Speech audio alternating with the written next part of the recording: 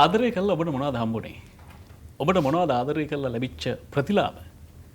ඒ වගේම මම අනිත් පැත්තට ඔබෙන් අහනවා ඔබට ආදරය නිසා අහිමි වෙච්ච දේවල් මොනවද? මෑතකදී කරපු සමීක්ෂණයකදී සම්පත් කියනවා විද්‍යාඥයෝ කණ්ඩායමක් මිනිස්සු ආදරය කරන්න ගියාම ජීවිතේ මේ මිනිස්සයාගේ තියෙන ඵලදායීතාවයෙන් 50% විතර අඩු වෙනවා කියලා. කාටද කියන්න පුළුවන් නෑ එහෙම වෙන්නේ නෑ. එක එක්කෙනාට සාපේක්ෂව මේ වෙනස් කියලා. හරි. එහෙම වෙන්න පුළුවන්. හැබැයි සමහරු ආදරය නිසා ජීවිතය ඇන ගන්නවා. මරද්ද ගන්නවා. හැබැයි ඒ අතරේ තව සමහරු ජීවිතේ දිනනවා. ආදරේ අග්‍රඵලය එහෙම නැත්නම් ක්ලයිමැක්ස් එක කියලා කියන්නේ සමහරු ඒක කසාදෙන් ඉවර කරනවා. එහෙම කියන්න පුළුවන් කෙනෙකුට ආදරය අග්‍රඵලය කසාදෙන් ඉවර කරනවා කියලා. හැබැයි ආදරය අග්‍රඵලයේ අවසානයේ දරු පැටියකින් ඉවර කරගන්න පුළුවන් ඕන කියලා. හැබැයි අසංක කොහොම වෙතත් ඔබ අවසානයේ ආවේ කසාදෙට. මේක මගේ අදහසක් නෙවෙයි. නැත්තම් මට 12 මට දොර අරින්නේ නැහැ ගෙදර ගියාම. මෙහෙම මේ තැනක තිබුණා අසංක මේ කසාදෙට වැඩිය යුද්ධය හොඳයි කියලා. ඇයි යුද්ධ කරලා අවසානයේ එක්ක මැරෙනවා එක්ක ජීවත් වෙනවා. කසාදි කරලා මැරි ජීවත් වෙනවා. ඒ නිසා කසාදෙට වැඩිය යුද්ධය හොඳයි කියලා තිබ්බා. මන් දන්නේ ඔබ තීරණය කළා බලන්න. අපි වෙනස් පටන් ගන්නවා. ඉතිහාසය කියන්නේ කියවලා පොත වහලා දාලා පැත්තකට කරලා තියන්න පුළුවන් විෂයක්ද? නෑ. ඉතිහාසය කියන්නේ අපිට සමහරවිට වර්තමානයට සහ අනාගතයට මොකක් හෝ පාඩමක් මොකක් හෝ කාරණාවක් ජීවිතයට එකතු කරගන්න පුළුවන් තැනක්. හැබැයි අපි මෙතුවක්කල් කරලා තියෙන්නේ ඉතිහාසය කියවලා බලලා පොත වහලා දාලා පැත්තකට කරලා තියලා. ඒ කිව්වේ එකම කාණ්ඩයක එකම කාලයක ලියවෙච්ච පොතක් නම් හැබැයි යලි යලිත් අර්ථකථන කිසියම් යුගයක ඉඳලා අද දක්වා ගේන්න පුළුවන් නම් කෙනෙකුට මූලාශ්‍ර එක්ක සාක්ෂි එක්ක ඇයි අපි ඒ දේවල් හොයලා බලන්නේ නැත්තේ? අපිට එතනින් එහාට අඩියක් තියන්න බැරි ඇයි? අසංක ප්‍රධාන ප්‍රශ්නේ වෙලා තියෙන්නේ තිබ්බ තැන අඩිය තියාගෙන ඉන්නවා මිසක් එතනින් එහාට අඩියක් තියන්න උත්සාහ කරන්නේ නැහැ. මේක වැරදි. ඉතිහාසය වෙනස් වෙන්නේ නැහැ. නමුත් ඉතිහාසය යම් කිසි දවසක තිබුණු තත්වයන් යලි මතු කරන්න පුළුවන් නම් සාක්ෂාතක එක්ක අපි එතෙන්ද යන්නට සිද්ධ වෙනවා. අපි පසුගිය සතියේ ඇහැලේපොළ කුමාරිහාමිය පිළිබඳව ඇහැලේපොළ මේ කතා වෘතාන්තය පිළිබඳව කිසියම් දිගහැරුමක් කරා අලුත් විදිහට සොයා බැලීමකුත් එක්ක. එදා අපිට කොටස් කීපයක් විතරයි ඔබට පෙන්වන්න පුළුවන් උනේ. අපි අද ඉතිරි හරිය ඔබට පෙන්වනවා. මේ අද දවසේ පළවෙනි දිගහැරුම.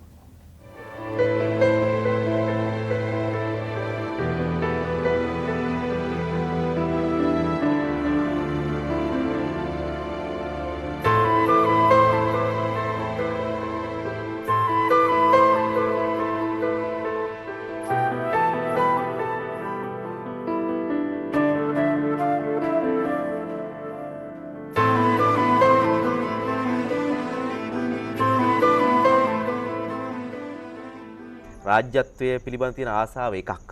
අනිත් පැත්තෙන් රජතුමාට අපි අහලා තියෙන කතාව යම්කිසි ආසාවක් ඇති වෙනවා මේ ඇහැලේපොළ කුමාරිහාමිය ගැන. මේ සම්බන්ධ ඇති වෙන්නේ කොහොමද? මේ ආසාව ඇති වෙන්නේ කොහොමද මේ කමල් මහත්තයා? අපිට දැනටත් ජීවමාන සාධක තියෙනවා. රජුරන්ට අන්තఃපුරයක් පල්ලේ උඩ වාහල්සල පල්ලේ වාසල කියලා අන්තఃපුර දෙකක් තුනයි. අනිත් පැත්තෙන් අපි දන්නවා මේ අහලා තියෙනවා සහ ඒකට සාධක තියෙනවා ජීවිතයේ අවසාන කාලයේදී මේ මතට ලොල්ුණා. ඉංග්‍රීසින් බොහොම උපායශීලීව රජුරවන්ට කෘත්‍රිම ඇල්කොහොල් පුරුදු පුහුණු කරා. අනිත් පැත්තෙන් ගත්තාම ශ්‍රී වික්‍රම රාජසිංහ කියලා කියන්නේ සෞන්දර්යකාමියෙක්. ඒක හොඳටම ඔප්පු වෙනවා පත්තිරිප්පුව නිර්මාණය කිරීමේහිලා මුල් වෙන්නේ ඔහු. ඒ වගේම බෝගම්බර වැව නිර්මාණය කරන්නට බොහෝ ඇමතිවරු විරුද්ධ වෙද්දී පවා ඒ නිර්මාණය කරන්නේ ඔහු. ඒ කියන්නේ ඔහු තුළ හොඳ සෞන්දර්යකාමියෙකුත් තියුණ කෙනෙක්. ඉතින් මේ ඇහැලේපොළ කුමාරිහාමිත් ඊටමත් රූමත් කාන්තාවක් කියලා කියන්නේ දරුවෝ 4 දෙනෙක් වුණාට නිතර දෙවිලි රජුරන්ගේ ඇහැ ගැහුණා. ඔය රජමාලිගාව සහ මේ වලව්ව අතර ඇත්තේ බොහොම කෙටි දුරක් මම හිතන්නේ මීටර් 100ක් වත් දුරක් නැහැ. ඉතින් අපිට බලා ගන්න පුළුවන් දකින්න පුළුවන් රජුරන්ගේ මේ සීමැදුරු කවුළුව රජුරෝ ඒක නිර්මාණය කරන්නේ එයින් අවට නරඹන්නනේ. ඉතින් එනකොට මේ ජනප්‍රවාදයේ කියවෙනවා මේ ඇහැලේපොළ කුමාරිහාමි මල් නෙරනකොට එහෙම නැත්නම් මිදුලාම දිනකොට රජුරෝ ඒ දිහා බලාගෙන හිටියයි කියලා ජනප්‍රවාද වල කියවෙනවා. ඒ වගේම හොඳ సౌందర్యකාමී උදවන ඊළඟට කාම සිකොල්ලුකාණී යෝගයේ යෙදෙන රජ කෙනෙකුට ඒවන් රූමත් කාන්තාවක් තමන්ගේ නිරන්තරයෙන් ඇහැගැටෙනකොට ඒ පිළිබඳ සිතක් පහළ වීම මම හිතන්නේ තරම් අරුමයක් නෙවෙයි.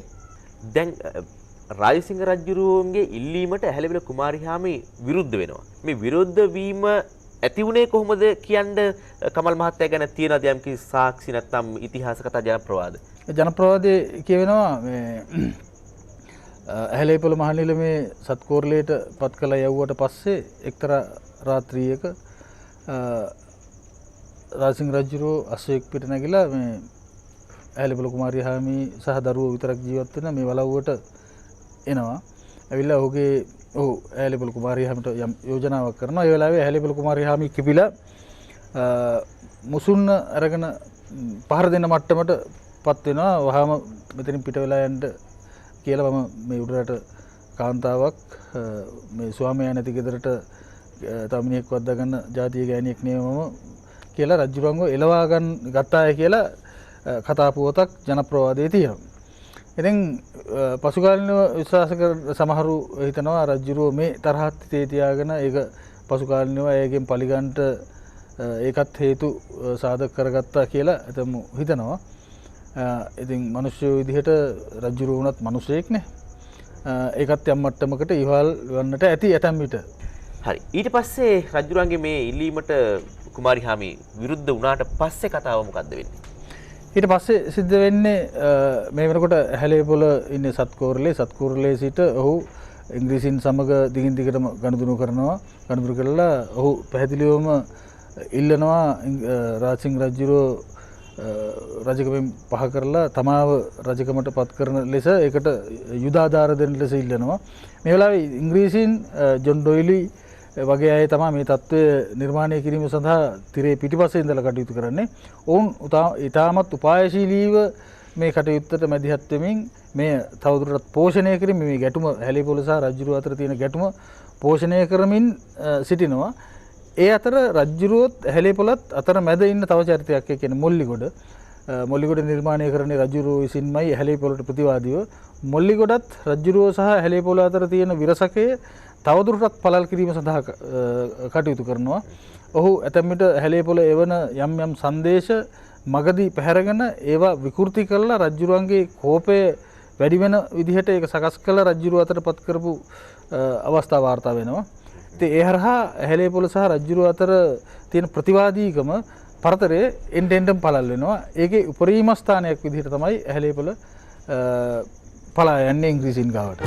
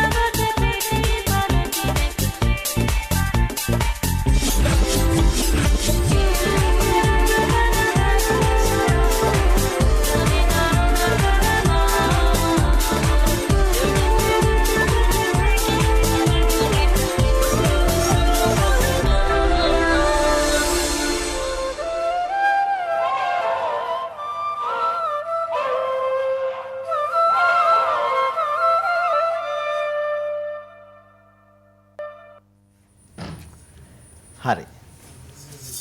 දයන්. හරි මල්වත් ටිකේම අරගෙන නම් හෙමින් නංගිලා මල්ලා ටික එහාට මෙහාට වෙන්නේ. දයන් දැන් ඔබේ මේ නිර්මාණය ඇතුලේ තියෙන්නේ වැඩි හරියක්ම ලංකාවේ දේශීය සම්ප්‍රදායික නර්තනයන්ද? මගේ ප්‍රශ්නේ මේ වැඩි හරියක් තියෙන්නේ ඒවද? ඔව් වැඩි හරියක් තියෙන්නේ ඒවා. ඇයි ඔබ ඒවා වැඩි හරියක් තෝරගන්න? දැන් අපේ දකිනවා වර්තමානයේ විවිධ නර්තන කණ්ඩායම් ඒ කණ්ඩායම් වල නර්තනයන් වලට විශේෂයෙන්ම ඉන්දියානු මේ නර්තන සම්ප්‍රදායන් මිශ්‍ර කරගෙන තියෙනවා. නමුත් ඔබ ඇයි මේ දේශීය අතර වැඩි තැනක් දෙන්නේ? ඔව් මොකද ඔබ තාම තරුණයි. ඔව් නිර්මාණය කරන්න ඒ කියන්නේ නිර්මාණාත්මක නර්තනාංග වලට අපි බොහොම ආසයි. මේ වැඩසටහනෙත් ඒ වගේ නිර්මාණාත්මක නර්තනාංග අපිට තියෙනවා. නමුත් ඕනෑම නිර්මාණයක් කරන්න කලින් අපි අපේ දේශීය නර්තන සම්ප්‍රදාය කුමන හෝ දේශීය නර්තන සම්ප්‍රදායක් අපි හදාරා තිබිය යුතුයි. ඒ වගේම තමයි ඕනෑම නිර්මාණයක් කරන්න අපිට දේශීය නර්තන සම්ප්‍රදායෙන් අපි ගන්න ආభాෂය ඒ හැඩතල ප්‍රේක්ෂකයාට අමුතු ආනන්දයක් අපිට දෙන්න පුළුවන්. මොකද මොන දේ කළත් අපේ වැදගත්ම පුද්ගලයා වෙන්නේ ප්‍රේක්ෂකයා. එතකොට අපි ප්‍රේක්ෂකයාට ආනන්දය දෙන්න ඕනේ. එතකොට තමයි ප්‍රේක්ෂකයා අපිත් එක්ක ඉන්නේ. එතකොට ආනන්දයෙන් තමයි ඔය ප්‍රඥාව කරා අපි අරගෙන යන්න ඕනේ. එතකොට හැම වෙලාවෙම දේශීයත්වයට මුල් තැන දීලා නිර්මාණ කරනවා නම් වඩා හොඳයි කියලා හිතන එක තමයි පෞද්ගලික අදහස. ඒක තමයි වැදගත්ම. අසංක දයන් එක්ක ටිකක් වැඩිපුර අද කතා කරන්න පුළුවන්. ඒ කියන්නේ ඒකට මේ වෙලාව නෙවෙයි සුදුසුම වෙලාව අපි වෙලාව වෙන් කරගමු 12 මාර්ගම් කාලේ දින නිසා. මොකද මේවා ඔක්කොම ප්‍රැක්ටිකල් විෂයන්. සංගීතය ගත්තත්, නර්තනය ගත්තත්, චිත්‍ර ගත්තත්, ඩ්‍රාමා ගත්තත්, නැත්නම් නාට්‍ය ගත්තත් මේ ඔක්කොම ප්‍රායෝගික විෂයන්. නමුත් අද ලංකාවේ ප්‍රායෝගික විෂයන් හා සම්බන්ධයෙන් විශාල අරුබුදයකුත් තියෙනවා. මොකද සෞන්දර්යමය පැත්තෙන් පොඩි ප්‍රශ්න ටිකක් තියෙනවා. එතකොට ප්‍රායෝගික විෂයන් වල ප්‍රායෝගික කොටස් පැත්තක තියලා කවුරු හරි කියනවා මේවා ලියලා පාස් වෙන්න විභාග කියලා ඒක අමුම මැජර්කම. ඒ නිසා අපි දයන් වගේ කෙනෙක් එක්ක ටිකක් බොහොම සංවාදාත්මකව ඉස්සරහට කතා කරන්න පුළුවන්. මොකද ප්‍රැක්ටිකල් විෂයන් වලින් ඩ්‍රාමා සමහරවිට ඩාන්සින් කියලා කියන්නේ 100% බරක්. අපි ඒ ගැනත් කතා කරමු. දැන් මේ ගොඩක් දේවල් වලට ඔය සම්පත් කියපු ඒ කාරණාවෙත් එක තැනක තියෙනවා නේ මේ. ඇයි නිකන් දැන් ඔය ඔන්ලයින් කියන එක. ඒක තැනක එක කෙරවලක අපිට අද කතා කරන්න පුළුවන් ඒ ගැන. ඒ කියන්නේ අපි දැන් පොඩක් එළියට බහිනවා හරි අඩුයි. එතකොට අපිට තියෙන සංචරණය හරි අඩුයි. අපි එහෙම සීමා කරලා තියෙනවා. මේකට බලපාන හේතුව අපි ගෝලීය වශයෙන් දන්න කාරණාව. ඉතින් අඩුම තරමේ සම්පත් අපිට ගමේ පන්සලටවත් ගිහිල්ලා මලක් පහනක් පූජා කරලා එන්න පුළුවන්. එහෙම පරිසරයක් අපිට මේ කාලේ තිබ්බේ නැහැ. හැබැයි අපි පහුගිය කාලේ අපේ වෙනස කණ්ඩායම් විදියට අපි රට පුරා සංචාරය කරා. පහුගිය ආසන්නම කාලේ අපිට එළියට බහින්න බැරි වුණාට ඉතින් කලින් බලපු රූප පෙළක් වෙන්න පුළුවන්. හැබැයි ඓතිහාසික වටිනා කියන ස්ථානයක්.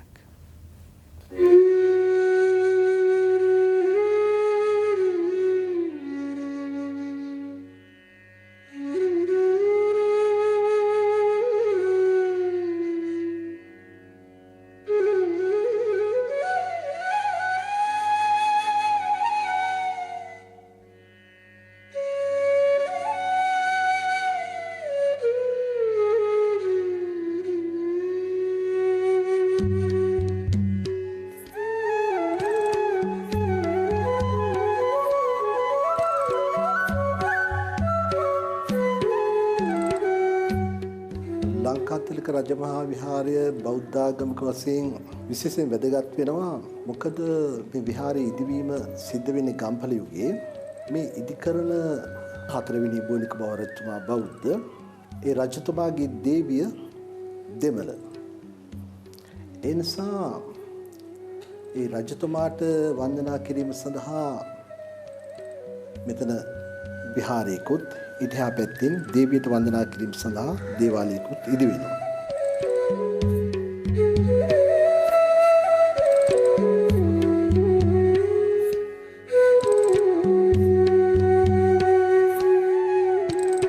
ගම්පල යුගයේ 1341 සිට 1348 දක්වා හිටිය ගම්පල හිටපු බුවනක බාහු රජුරුවන්ගේ කාලේ හිටියා එතුමාගේ අග්‍රාමාත්‍යතුමා සේනාධිලංකාර කියලා. එතුමා තමයි මේ විහාරස්ථානය හදලා ශාසනයට පූජා කළයි කියලා මේ ලංකාතිලක පර්වත ලිපියේ සඳහන් වෙන්නේ.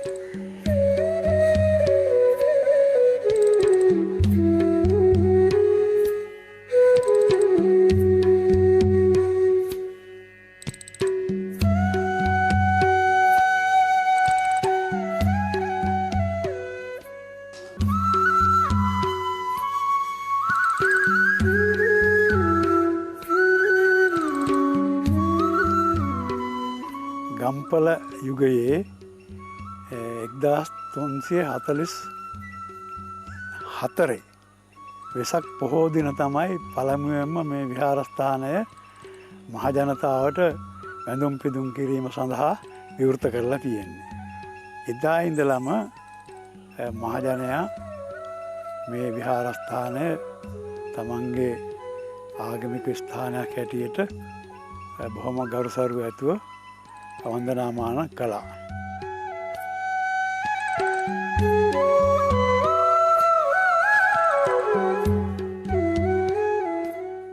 ලංකාතිලක විහාරස්ථානයේ තියෙන මේ මහා පිළිම වහන්සේගේ විශේෂත්වයක් තියෙනවා.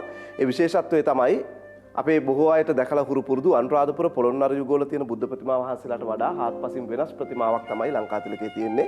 ඒකට හේතුව මේ ප්‍රතිමා වහන්සේ නිර්මාණය කරලා තියෙන සම්ප්‍රදාය. මේ සම්ප්‍රදාය අපේ රටේ තියෙන සම්ප්‍රදායක් නෙමෙයි. මේ සම්ප්‍රදාය තියෙන්නේ දකුණු ඉන්දියාවේ තමිල්නාඩු ප්‍රාන්තයේ. මේ සම්ප්‍රදායට තමයි පල්ලව සම්ප්‍රදාය කියලා හඳුන්වන්නේ. පල්ලව සම්ප්‍රදාය බුද්ධ ප්‍රතිමා වහන්සේලා හඳුන ගන්න පුළුවන් බුදු පියාණන් වහන්සේගේ නේත්‍රාවලින්. දෙනෙත් විවෘතවයි පවතින්නේ. විවෘත දෙනෙත් දිගුනාසය, පළල් මුඛය, ඒ වගේම කම්පෙති පවා වෙනස් ආකාරයට සිහින් දිගටි හතරස් කම්පෙති තමයි දකින්න ලැබෙන්නේ පල්ලව සම්ප්‍රදායේදී. ඒ ශිල්පීය උපක්‍රමයක් විදිහට භාවිතා කරලා තියෙනවා බුදු පියාණන් වහන්සේගේ නේත්‍රාවල තැන්පත් කරලා තියෙන ස්වභාවික මණික් ගල් දෙකක්. මේ මණික් ගල් දෙකක් යොදලා තියෙන නිසාත් අඩවන් දෙනතේ තියෙන ශාන්ත භාවය වෙනකොට තේජස් බව මේ ප්‍රතිමාව තුළ ඉස්මතු වෙනවා. ඊළඟට මේ ප්‍රතිමාවේ තවත් විශේෂත්වයක් තමයි බුදු පියාණන් වහන්සේගේ සිරසට උඩින් ඔබ දකින කොටස. ওই කොටසට කියන්නේ සිරස්පත කියලා, ගිනි දැල්ල කියන නමත් භාවිතා කරනවා. ওই සිරස්පතත් බුද්ධ ප්‍රතිමාවලට එකතු වෙන්නේ නුවර ගම්පල යුගවලදී. අනුරාධපුර පොළොන්නරු යුගවල බුද්ධ ප්‍රතිමා වහන්සේලාගේ සිරස්පත දකින්න ලැබෙන්නේ නැහැ. ඒ වගේම මේ බුදු සිවුරේ රැලි රටාවෙත් ලොකු වෙනසක් තියෙනවා. අනුරාධපුරයේ පොළොන්නරුවේ සමාන්තරව විහිදෙන රැලි ඇඟට ඇලිලා නිර්මාණය වෙද්දී නුවර ගම්පල යුගවලදී ඒක වෙනස් වෙනවා දිය රැල්ලක් වගේ. සමාන්තර භාවයක් නැහැ. ඒ වගේම පැහැදිලිව පේනවා සිරුරෙන් පිටට නිරාගණයෙන්ට නිර්මාණය වෙනවා. ඊළඟට මේ ලංකාතිලක විහාරයේ තියෙන මකර තොරණෙත් සුවිශේෂීත්වයක් තියෙනවා. මකර තොරණේ ඉහළින්ම පේන කාන්තා රූප ටික. ඒ කාන්තා රූප උඩුකය නිර්වත්, අඩ නිර්වත් කාන්තා රූප දකින්න ලැබෙන මකර තොරණක් තමයි ලංකාතිලකේ තියෙන්නේ. ඒකත් විශේෂත්වයක් වෙනවා. ඊළඟට මේ ලංකාතිලක විහාරයේ තියෙන තවත් සුවිශේෂී සිතුවමක් තමයි මෙන්න මේ ආරුක්කු තුල ඔබට දකින්න ලැබෙන්නේ. මේ සිතුවමට තමයි සිව්හංස පුට්ටුව කියන්නේ. හංසයෝ 4 දෙනෙක් මේ ආරුක්කුවේ රවුම මැද හංසයෝ 4 දෙනෙක් යොදාගෙන කරලා තියෙන හංස පුට්ටුවක් තමයි ලංකාතිලකේ තියෙන්නේ. ඒකත් සුවිශේෂී කාරණයක් වෙනවා. විශේෂයෙන්ම මේ විහාරයේ මුල් අවස්ථාවේදී මහල් 4ක් තිබිලා තියෙනවා. මේ වෙන විට මහල් 3යි තියෙන්නේ. 4 වෙනි මහල විනාශ වෙලා. 4 වෙනි මහල තියෙද්දී මේ විහාරයේ වහලය මුදුන සකස් වෙලා තියෙන්නේ දකුණු ඉන්දියාවේම තියෙන ওই ගෘහ නිර්මාණ ක්‍රමයක් වන ගෙඩිගේ ක්‍රමයට. ඒ ගෙඩිගේ ක්‍රමයට තමයි වහලය සකස් වෙලා තියෙන්නේ. 4 වෙනි මහල විනාශ වුණාට පස්සේ තමයි පසු කාලීනව වටේ දකින්න ලැබෙන වහලය සකස් කරලා තියෙන්නේ.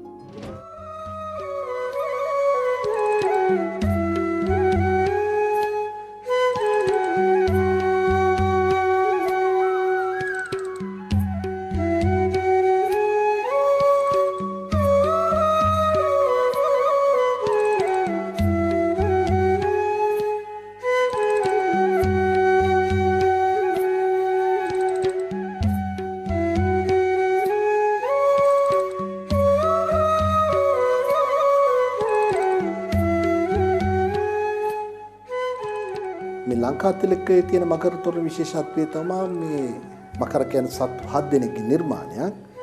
මේ ලංකාතිලකයේ තියෙන මකර තොරණේ මකරගේ කටින් පිට වෙන ගිනිදැල් අතරින් නිර්මාණය වෙනවා සත්වයාගේ සසර ගමන. මෙදර නෙළුම් මලක් තියෙන තැනින් නිවන වශයෙන් එතන හඳුන්වනවා.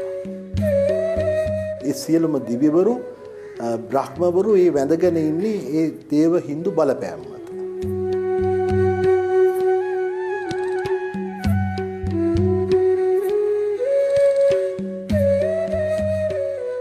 දැන් මේ සෙල්ලිපියේ සඳහන් වෙනවා එක තැනක සියලු රටවැසියන්ගෙන් සියලු ලංකා වාසීන්ගෙන් මේ විහාරස්ථානයට අවුරුද්දකට හැම ගෙදරකින්ම පණන් එකක් විහාරස්ථානයේ නඩත්තුව සඳහා දෙන්න කියලා.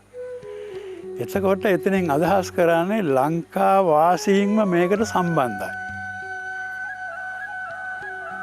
ඒ නිසාම ලංකාතිලක කියන නම කිව්වත් කියලා සමහර අය පාවිච්චි කරනවා. ලංකා අධිකාරියතුමාගේ නම සම්බන්ධ කරලා ලංකාතිලක කියලා හැදුනක් කියලා කියනවා. කෝට්ටේ යුගයේ හිටිය 4 වෙනි බුවනක බාහු රජුරුව තමයි නැවත ප්‍රතිසංස්කරණය කරලා මේ මට්ටමට හදලා තියෙන්නේ.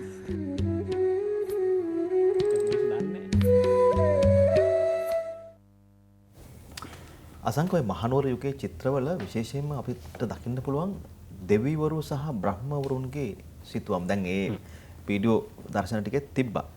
මේ බුදුහාමුදුරුවෝ දේශනා කරනවා මේ අනිඤ්ඤ අபிසංකාර කියලා. කියන්නේ නිවන වැහෙන ප්‍රධාන කාරණා තුනක් බුදු දේශනාව තියෙනවා. පුණ්‍ය අபிසංකාර. ඒ කියන්නේ පිනක් කරලා ඒක අபிසංකාරයක් බවට පත් වීම. පවක් කරලා ඒක අபிසංකාරයක් බවට පත් වීම අපුඤ්ඤ අபிසංකාර. සහ මේ ධ්‍යාන වඩලා ඒක අபிසංකාරයක් කර ගැනීම තුළ අනිඤ්ඤ අபிසංකාර. මෙන්න මේ කාරණා තුන අபிසංකාරයක් වුණොත් ස්ථිරවම කෙනෙකුගේ නිවන වැහෙනවා. දැන් ওই දෙවියන් සහ බ්‍රහ්මයන් යනෝ අනිඤ්ඤ අபிසංකාර වූ තැන ගිහිල්ලා ඉපදුණු අය. හැබැයි ඒගොල්ලෝ පිනෙන් බලවත්. මට කියන්න ඕනකම තියෙන කාරණේ ඊට වඩා වෙනස් එකක්. දැන් අටුකොටු සම්ප්‍රදාය ඇතුලේ තමයි ඔය බුද්ධ සම්ප්‍රදාය ඉස්මතු වෙන්නේ. ඔබ දන්නවද මේ අටුකොටු සම්ප්‍රදාය සම්පූර්ණ බිඳ වැටුණා බලකොටු සම්ප්‍රදායත් එක්ක.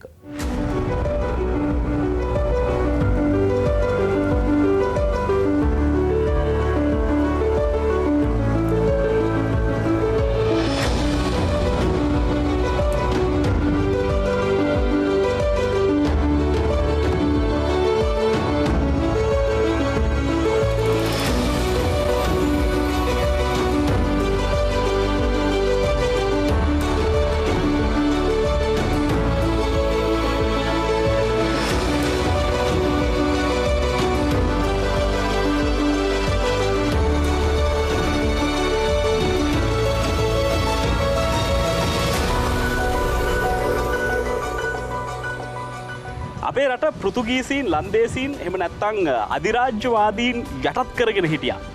ඒ කාලය ඇතුළේ ඔය කියන අපේ ඉතිහාසය ඇතුළේ අපිට හම්බෙන අද දවසේ දැක බලාගන්න පුළුවන් වැදගත්ම තැනක් තමයි මන්නාරම් බලකොටුව කියලා කියන්නේ. මන්නාරමේ තියෙන මේක ලන්දේසි බලකොටුව විදිහට අද දවසේ හැඳුන්වුවත් මේක පෘතුගීසීන් තමයි නිර්මාණය කරන්න පටන් ගන්න. 1560 දී පසු කාලීනව ලන්දේසීන් මේ බලකොටුව තමන්ගේ කාලෙට ගන්නවා.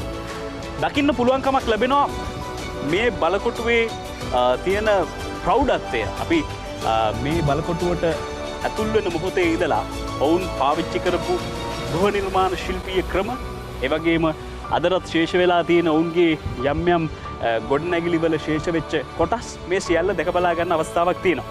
මෙතන තියෙන විශේෂත්වය වෙන්නේ මේ ගොඩනැගිල්ල නිර්මාණය කරන්නේ ග්‍රනයිට් සහ හුණු ආශ්‍රිත. එහෙම නැත්නම් බෙල්ලන් පොඩි කරලා ඒ ආශ්‍රිතව ගන්න යම් අමුද්‍රව්‍යයක් පාවිච්චි කරලා තමයි ග්‍රනයිට් එක්ක මේ මහා බලකොටුව නිර්මාණය කරන්නේ. බැලූ බැල්මට මහා ප්‍රතාපවත් බවක් අදටත් දකින්න තියෙනවා.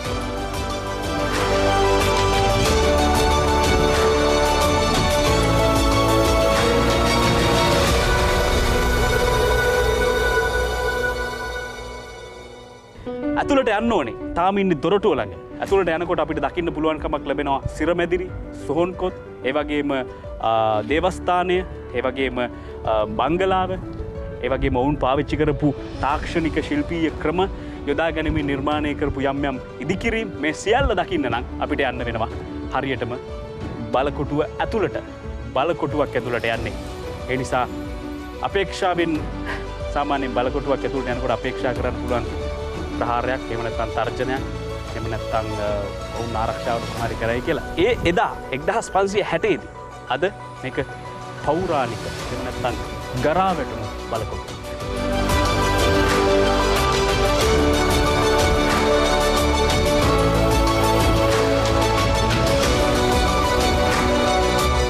අපි බලකොටුව ඇතුළට ඇවිල්ලා බොහෝ තැන් බැලුවා, පරීක්ෂණය කළා. හැබැයි මේ බලකොටුව සම්බන්ධ ඉතිහාසයක් තියෙන. ඒ ඉතිහාසය පුරාවිද්‍යා සහායක දසුන් එක්ක අපි පොඩ්ඩක් පැහැදිලි කරගන්න හදන්නේ. දසුන් බලකොටුව ඉතිහාසය ගැන කියනවා නම් මොනවද කියන්න තියෙන්නේ? මේක ඇත්තටම ලන්දේසි බලකොටුවක් කිව්වට ඉස්සරව මෙතෙන් ඇවිල්ලා තියෙන්නේ පෘතුගීසීන්. මේ ඒකට දාම මෙතන ෆවුන්ඩේෂන් දාලා තියෙන්නේ. ඒ කියන්නේ ක්‍රිස්තුවර්ෂ 1650 තමයි පෘතුගීසීන් මෙතෙන් ඉස්සරව පැමිණලා තියෙන්නේ. කියන්නේ ඒ කට්ටිය මෙතන මේ ඉදි කරලා තියෙන්නේ මේ බලකොටුව සතුරු ප්‍රහාරක නිරීක්ෂණය කිරීම තමා ප්‍රධානතම අරමුණ. ඊට පස්සේ 1658 පෙබරවාරි 2 වෙනි දින තමා ලන්දේසින් පෘතුගීසින්ගේ මේ බලකොටුව අල්ලගන්න. ඊට පස්සේ අවුරුදු 99කට පස්සේ බ්‍රිතාන්‍ය ජාතිකයින් විසින් මේ බලකොටුව නැවත අල්ලගන්න. දැන් මෙතන ප්‍රධානතම අරමුණ වෙන්නේ ආරක්ෂාව වෙනුවෙන් ඉදිකිරීම. හැබැයි පස්සේ කාලයේදී මේගොල්ලන්ගේ යම් යම් බඩු භාණ්ඩ ගබඩා කිරීම සම්බන්ධව මේක පාවිච්චි කරා කියලත් අපි අහලා තියෙනවා. ඒක ඇත්තද? එහෙම සඳහන් වෙනවා. කියන්නේ ගොඩක්ම මෙතන මාතොට වරාය නගරයත් සම්බන්ධයි. ඒකත් එක්ක මෙතන වෙළඳ මධ්‍යස්ථානයක් විදිහට භාවිතා කරලා තියෙනවා. දැන් මේ ගොඩනැගිලි බැලූ බැලමට අපිට තේරුම් ගන්න බෑ මේ ගොඩනැගිල්ල මොකද්ද මේ ගොඩනැගිල්ල ඉදිකරේ ඇයි කියලා. කොහොමද මේකේ ගොඩනැගිලි සැකස්ම දසුන්? ඇත්තටම කියනවා නම් මේ අතන තියෙන එක තමයි බංගලාව. ඒ කියන්නේ ඩස්පෝට් එක අනිවාර්යයෙන් තිබෙන ලක්ෂණයක්. ඒ කියන්නේ මේ බංගලාව ආයේ තියෙනවා අතන තියෙන චර්ච් එක. දේවස්ථාන. ඒ කියන්නේ දේවස්ථානය. ඊට අමතර උසාවිය තියෙනවා. දැන් දෙපැත්තේ තියෙනවා ආයුධ ගබඩාව සහ වෙඩි බෙහෙත් ගබඩාව. මේ දෙපැත්තේ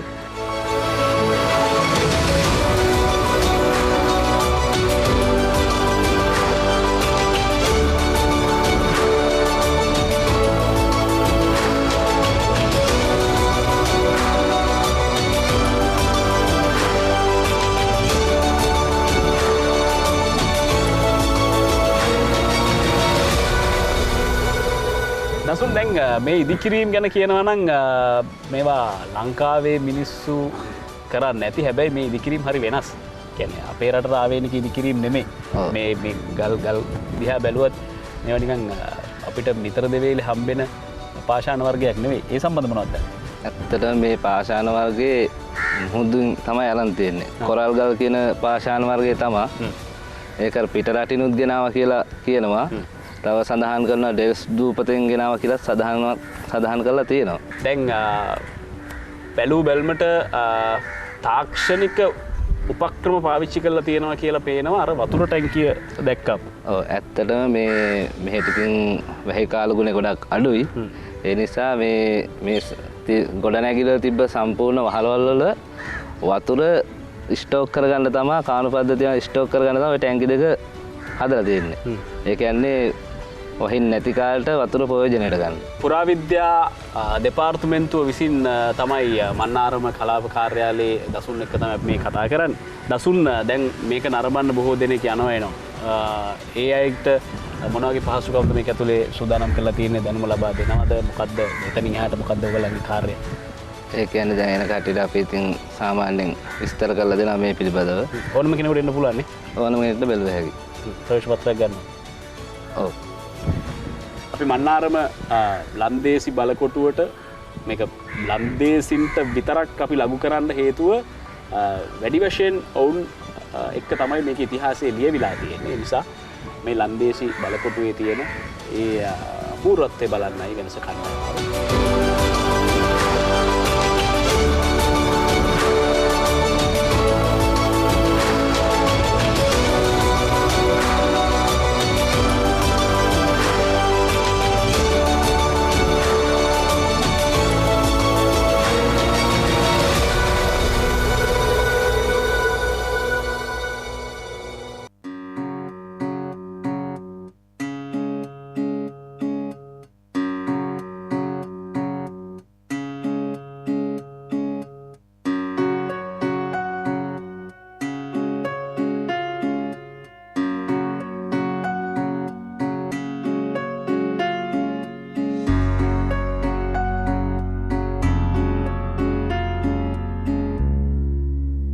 සින්නෙහා තරුමන්දිගේ පියබන්න දැන් විහාගේ කුලෙසින් ආසින්නෙහා සිහිනයදිගේ පියබන්න නම් ආසයිතින් හිත කලඹමින් හැගුමන්නේදී ඔච්චම් කළේ කවදාකහෝ නොදැනුණු ලෙසින් අදගී පොතේ සත්සරණගේ ඒ ආදරේ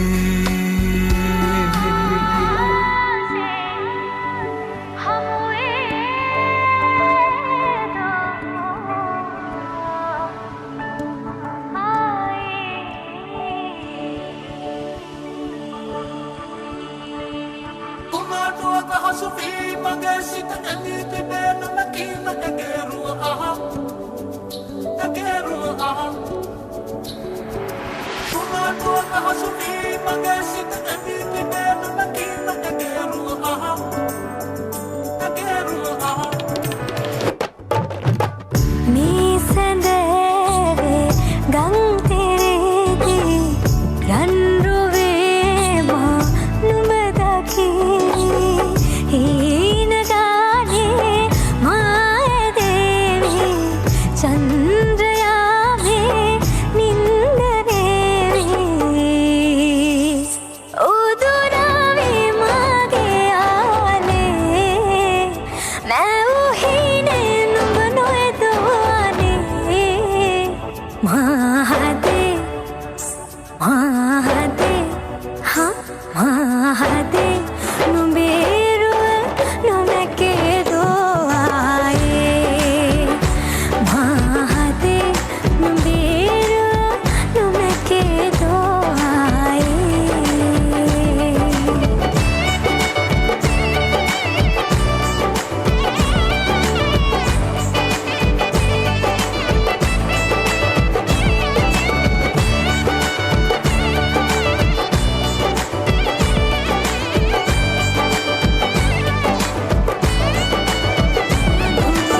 रीत सदा चली आई प्राण जाए पर वचन न जाए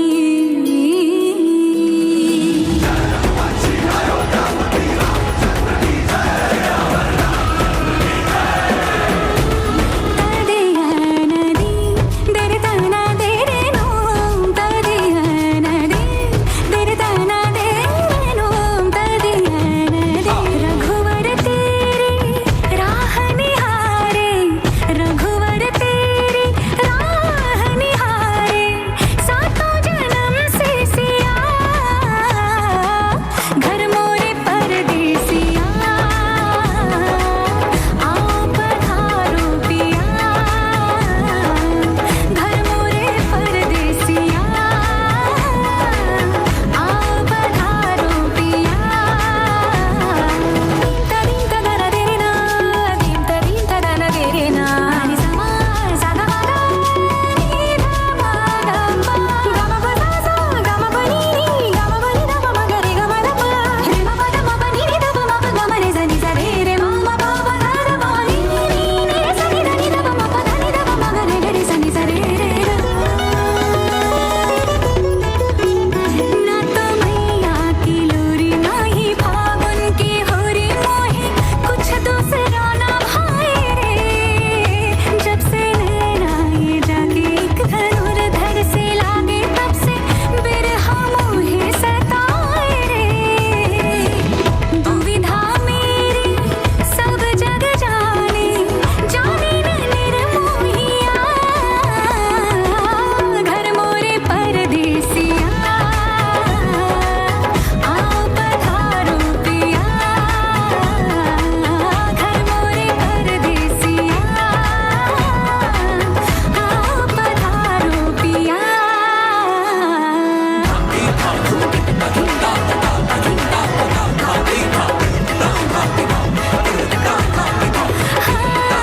गई पर घट पर भरन भरन पनिया दीवानी गई पर घट पर भरन भरन पनिया नैनो के तेरे बाल से मूर्छित हुई रही अनिया झूम बनी रे बनी मैं तेरी जोगनिया घर मोरे परदेसिया आओ पधारो पिया घर मोरे परदेसिया आओ पधारो पिया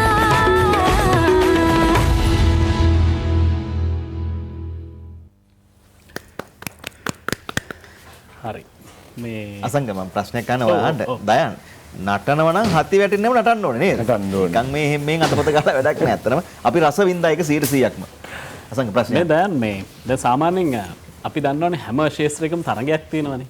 ඔව්. ඒ තරගෙට මුණ දෙන්න බැරි වුණොත් අපි කියනවානේ පැවැත්මක් නැහැ කියලා. සාමාන්‍ය මිනිස්සුන්ටත් මේක සතාසී වලත් හැමෝටම අදාළයි. දැන් ලංකාවෙත් ඉන්නවා එහෙම අපි කියන කියන්නේ ලීඩින් එහෙම නර්තන ශිල්පියෝ ඉන්නවා. දැන් දයානුත් ඉන්නේ මේ ෆීල්ඩ් එකේ. එහෙම ෆයිට් එකක් ඔළුවේ තියෙනවද? නිර්මාණයක් කරනකොට තව එකක් එක්ක සංසන්දනය කරයි කියලා ප්‍රේක්ෂකයෝ බලන අය එහෙම එකක් ඔළුවේ තියාගෙන දින්නේ. එහෙම එකක් ප්ලෑන් කරනවද? ඇත්තටම මටත් තරගයක් තියෙනවා. හැබැයි අසංක මම තරගෙ තියෙන්නේ හැම විටම මාත් එක්ක. ඒක මම පොඩි කාලේ ඉඳන්ම තිබ්බ දෙයක්. හේතුව මම කරන නිර්මාණයට හැම වෙලාවෙම මම උපරිම සාධාරණය කරන්න බලනවා. හේතුව මම නොදන්න භාෂාවක ගීත නිර්මාණ වලට මම කරනවා නම් මම ඇත්තට මේ ගැන හොයනවා.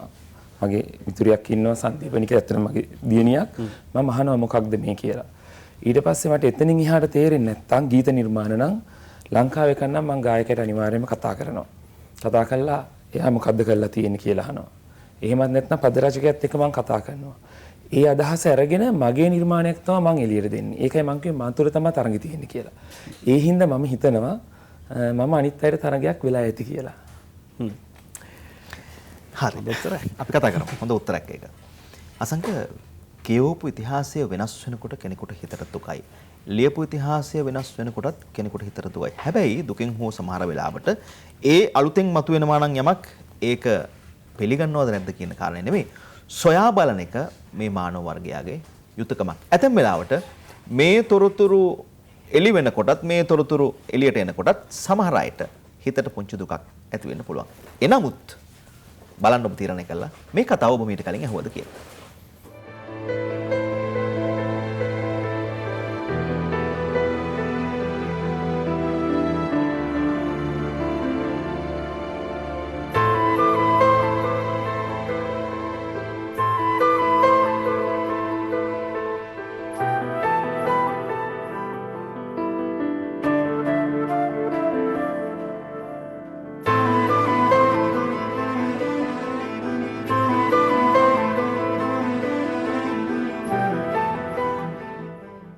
පවුලේ හිටියේ දරුපටව 4 දෙනයි.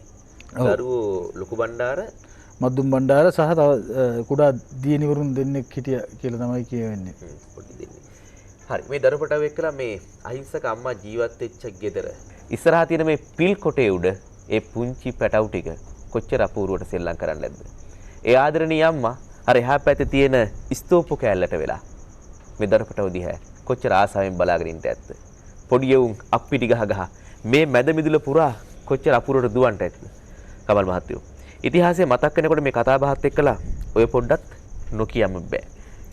කොහොම හරි රජ්ජුරුවන්ගේ විරෝධතාවයත් එක්කලා පවුලේ තිබිච්ච ප්‍රශ්නත් එක්කලා දැන් කුමාරිහාමි දරුපැටවු ටිකයි අන්තිමට අතරගොඩ ගන්නවා. අතරගොඩ අරගෙන ඊට පස්ව නඩු විභාගයක් පවත්වනවා. ඒකල අවසානයේදී තීන්දුව ලබා දෙනවා රාජද්‍රෝහියෙකුගේ බිරිඳට සහ දරුවන්ට දිය හැකි දඬුවම් විදිහට සිංහල රාජනීතියේ ඊට කලින් සඳහන්ව තියෙන පැවතගෙන එන දේවල් තමයි මේවා. නමුත් කිසිම රජෙක් මේවා කිසි විටක භාවිතා කරලා නැහැ ඊට ඉස්සෙල්ලා. පළමුවෙන්ම මේක භාවිතා කරන්නේ ශ්‍රී වික්‍රම රාජසිංහ. මේ පිළිබඳව තියෙනවා විවිධ මත. සමහරු කියනවා මේ ඒ තීන්දුවට රජුරන්ගේ අත්සන ලබා ගත්තේ රජුරු හොඳටම බීමතින් ඉද්දද්දි කියලා. මොකද ඊට පසුව රාජසිංහ රජුරුව මේ පිළිබඳව කම්පාවට පත් වෙනවා. ඔහු නැවේ යන ගමනේදී කරන ඇතම් ප්‍රකාශවලදී ඔහු ඒ බව ප්‍රකාශ කරනවා. ඒ කෙසේ වෙතත් මේ ඇහැලේපොළ විශේෂයෙන් මොල්ලිගොඩ මෙතනදී විශේෂ මේ බරපතල භූමිකාවක් කරනවා. ඔහුටත් උවමනා වෙනවා මේ ඇහැලේපොළ කියන්නේ ඔහුගේ ප්‍රතිවාදියා. ඇහැලේපොළට පස්සේ මහාධිකාරම් දුරයට පත්වන්නේ මොල්ලිගොඩත් මේ විරසකය මුවහත් කිරීමේහිලා මේ දැවන්ත කාර්යභාරයක් කරන පුද්ගලෙක්. කොහොමද අන්තිමේදී ඇහැලේපොළ කුමාරිහාමි ඇතුළු ඒ දරුවන්ට දුන්න ඒ දඬුවම නිසාම තමයි ඓතිහාසික සංසිද්ධියට අවශ්‍ය කරන මානසික වටපිටාව උඩරට නිර්මාණය වෙන්නේ. මොකද ඊට පස්සේ අපිට හමු වෙනවා ඉතිහාසයේ ලංකා ඉතිහාසයේ පළවෙනි හර්තාලය. ඒක කියවෙනවා මෙහෙම සමහරු කියන දින 7ක් කියලා, සමහරු කියන දින 3ක් කියලා. ඒක කෙසේ වෙතත් ලිප කිනි නොදල්වා, ගෙයි පහන් නොදල්වා මේ කන්ද උඩරට මිනිස්සු ඒ සංසිද්ධිය කෙරෙහි තමා තුළ ඇතිවෙච්ච ඒ කම්පනය ප්‍රකාශයට පත් කරලා තියෙනවා දින අඩු වශයෙන් දින 3ක් මුළුල්ලේ ගෙයි පහන් නොදල්වා ලිපගිනි නොදල්වා ඉදලා තියෙනවා. ඒක තමයි මම හිතන්නේ ලංකා ඉතිහාසයේ වාර්තා වෙන පළවෙනි හර්තාලය. ඇහැලේපොළ කුමාරිහාමිගේ කතාබහේ වේදනාත්මකම දවස අපි අහලා තියෙනවා. කමල් මහත්තයා එදා ඇත්තටම මොකක්ද සිද්ධ වුනේ, මොන වගේ ජනප්‍රවාදයක්ද, මොන වගේ පරිශ්‍රණයක්ද තියෙන්නේ, ඒ දිනය පිළිබඳව ඔබ හොයාගත්තා. එදා සංසිද්ධිය ඒ කියන්නේ දණ්ඩනයට පත් කිරීම සිද්ධ වෙලා තියෙන්නේ වැල්බෝධිය කියලා හැඳින්වෙන ස්ථානයක් තියෙනවා. එතනදී තමයි සිද්ධ වුණා කියලා කියන්නේ. මාලිගාව ඉදිරිපිට. එතන තමයි එතනදී පළමු කොටම සිද්ධ වෙන්නේ දරුවන්ගේ බිලිඳුම දරුවන්ගේ හිස් කපා දංගෙඩිය මත තබා ඝාතනය කරනවා බාලම දියණිවරුන්ගේ. ඒ පිළිබඳව ජනප්‍රවාදයේ අපූර්ව ජනකවි ගණනාවක් තියෙනවා. අර බින්දුව ලේ මව් මූණට ඉසුණා කියලා තමන්ම කිරි කරලා දුන්න ලේ නැවත තමන්ගේ මූණට එහෙනවා දංගෙඩිය මත දරුවන්ගේ හිස් තබා කපද්දී. දැන් කවුරුද දන්න ඉතිහාසයේ සංසිද්ධිය ඇහැලේපොළ කුමාරිහාමිගේ ලොකු බණ්ඩාරගේ හිස කතා දාන්නට නියමව ඒ අවස්ථාවේ ලැබෙද්දී මද්දුම් බණ්ඩාර ඉදිරිපත් වෙලා ඒ කතාව කවුරුද දන්නවා. ඊට පස්සේ මේ හිස්ගෙඩි හතරම ඊළඟ අවස්ථාවේ දෙන්නේ මේ හිස්ගෙඩි හතරම වංගෙඩියක දාලා මව විසින් කොටන්න ඕනේ. එහෙම කිටුවේ නැත්නම් ඒ රජාන ඒක ඉෂ්ට කරේ නැත්නම් ඇයව එතනම නිරුවත් කරලා චණ්ඩාලයන් ලවා දූෂණය කරනවා. ඔක තමයි රාජනීතිය. ඉතින් ඒ විතරක් නෙවෙයි ඒක ඉෂ්ට කරේ නැත්නම් ඇයගේ හෝ ඔහුගේ පරම්පරා 7ක් චණ්ඩාල කුලයට අයත් වෙනවා. ඒක තමයි රාජනීතිය. දැන් මේ නිසා ඒ වෙලාවේ ඇතම් එක්තරා ඇමතිවරයෙක් කුමාරිහාමිට ඇවිල්ලා ඒ වෙනකොට කීප වතාවක් සිහිවිසඥ වෙලා නැවතත් යථාර්ථයටපත් වෙලා ඉන්නේ. මේ වෙලාවේ ඇයගේ අතට වංගෙඩිය ඉස්සරහ පිටට ගෙනලා දරුවන්ගේ හිස් ඒ තුලට දාලා වංගෙඩිය අතට දුන්නාට පස්සේ ඒ වෙලාවේ ඇය ඒ ප්‍රතික්ෂේප කරන වෙලාවේ ඒ අසල සිටි ඥාතිකමක් දරන නිලමේවරයෙක් ඇවිල්ලා කොටපී අඩි කියලා කිව්වා කියලා ජනප්‍රවාදයේ කියවෙනවා. මොකද එහෙම නැත්නම් ඇය ඒක කරේ නැත්නම් ඔවුනුත් පරම්පරා කීපයක් ඥාතිවරු ගණනාවක් චණ්ඩාල කුලයට වැටෙනවා. අනිත් පැත්තෙන් ඇහැලේපොළ කුමාරිහාමියට සිද්ධ වෙනවා චණ්ඩාලයේ ලවා ප්‍රසිද්ධියේ දූෂණයට ලක්වන්න සිද්ධ වෙනවා. මේ කාරණා නිසා ඇය කියවෙන්නේ මෝල්ගහ ඉස්සුවා. ඒත් එක්කම ඇය ක්ලාන්ත වෙලා වැටෙනවා. ඒත් එක්කම මෝල්ගහ දරුවන්ගේ හිස් මතට වැටෙනවා. අන්තිමේදී මේ සිද්ධිය වෙනකොට මේ සිද්ධියට සිද්ධ වෙන ආසන්නයේ විශේෂ අට්ටාලයක් හදලා රාජසිංහ රජුරෝ සහ මොල්ලිගොඩ ඒ අවස්ථාව නරඹමින් සිටියා කියලා තමයි ඉතිහාසය කියවෙන්නේ. ඒ මෝල්ගහ වංගෙඩිය මතට වැටුණ නිසා ඇය කෙටුවායයි පිළිගෙන ඒ අවස්ථාව පිළිගන්නවා. ඇය කෙටුවායයි පිළිගන්නවා. ඊළඟට දෙන්නේ ඇයව බෝගම්බර වැවේ ගිල්වා මරා දාමන අවස්ථාව. ඒ සඳහා ඇය වදක පෙරහැරකින් මෙතන සිට ඒ වැව කරා එක්කරන් ගිහිල්ලා ඇයගේ ගෙලේ ගල් බැඳලා වැවට තල්ලු කරන්න නියම වෙනවා. ඒ වෙලාවේ පවා ඒ වදකයන් ඇයගේ සිරුර ස්පර්ශ කරන්න එන විට ඇය ඊට විරෝධය පළ කරලා සියතින් මේ ගල් බෙල්ල එල්ලාගෙන වැවට පැන්න කියලා තමයි ජනප්‍රවාදී සඳහන් වෙන්නේ. තල්ලු කරන්නට පෙර ඇය ස්වේච්ඡාවෙන්ම වැවට පැන්න කියලා සඳහන් වෙනවා.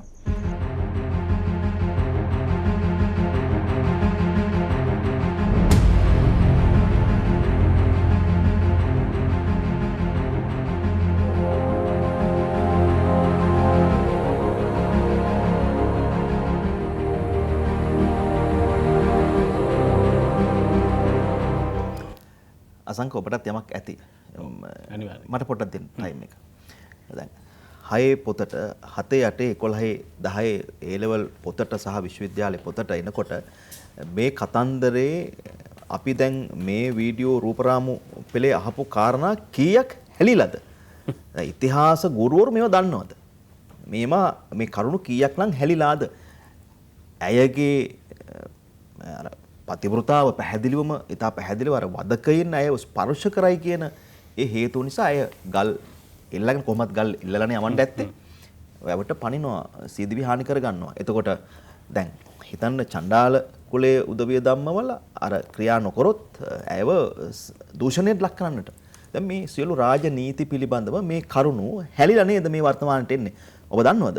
බොහෝ ඉතිහාස කරුණු වර්තමානට එනකොට සරලවම කියනවා නම් අම්බානක් අද ඉතිහාසයේ හැලිලා. හැලුවා වෙන්නත් පුළුවන්. මන් දන්නේ ඒක. කාගේ හෝ උවමනාවට සමහර විට ඒවා ඉතිහාසය අතරමඟදී හැලුවා වෙන්නත් පුළුවන්. හැබැයි මෙහෙම කාට හරි හිතෙන්න පුළුවන් මේ වෙනස් හරහා එහෙම නැත්නම් මේ අපි කතා කරපු සමහර කාරණාවලදී අපිට ආපු චෝදනාවක් නෙවෙයි මේක සමහර තැන්වල කතා කරපු සමාජ කාරණාවක්. මේක ඉතිහාසය විකෘති කරනවා වගේ එකක්. හැබැයි අපි අහලා තිබ්බ ඉතිහාසයේ විකෘති වෙලා නම් තිබ්බේ අපි ඒකට නිවැරදි කිරීමට යම් උත්සාහයක් දරනවා මිසක් අපිට ඉතිහාසය විකෘති කරන්නවත් එහෙම නැත්නම් අමුතු කතන්දරමවන්නවත් එහෙම උත්සාහයක් වෙනස කවදාවත් අපි අරගන්නේ නැහැ.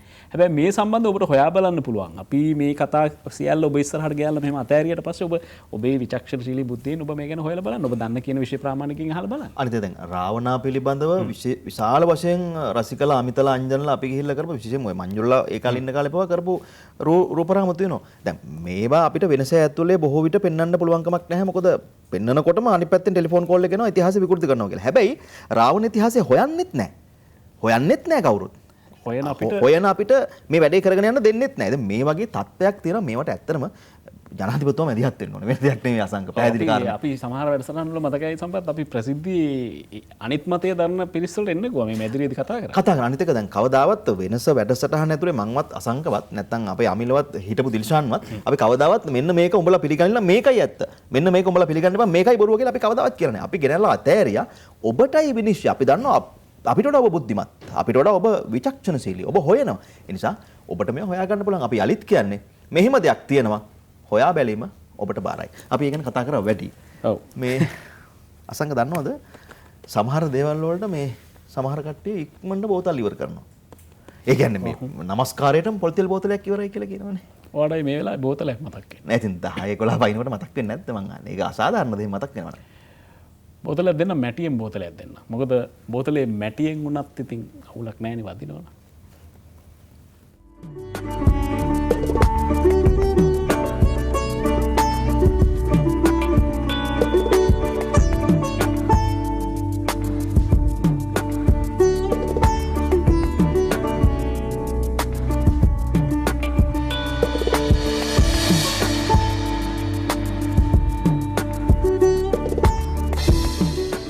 මට හිතුණා මේ ප්ලාස්ටික් බෝතල ප්‍රශ්නයට විසඳුමක් විදියට මොකක් හරි නව නිපමව කරන්න ඕනේ කියලා. ප්ලාස්ටික් බෝතල නිෂ්පාදනයේදී පරිසර හානියක් වෙනවා.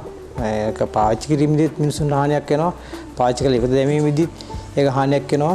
අවසානයේ මේ ගංගා ඇරදොල හරහා ගිහිල්ලා මහ මුහුදට වැටලා තියෙන ගොඩක් ප්ලාස්ටික් බෝතල්. ඒකට විසඳුමක් වෙනවා. මේක පරිසරයට වෙච්ච බද්ධිත නිර්මාණයක්. මේක කැඩලා ගියත් කුඩු වුණත් ප්‍රශ්නයක් නැහැ. ඒක පරිසර පසත් එක්ක එකතු වුණා කියලා පසට ලොකු හානියක් වෙන්නේ නැහැ. ඒ අනුව තමයි මේ නිර්මාණය කරන්න පටන් ගත්තේ.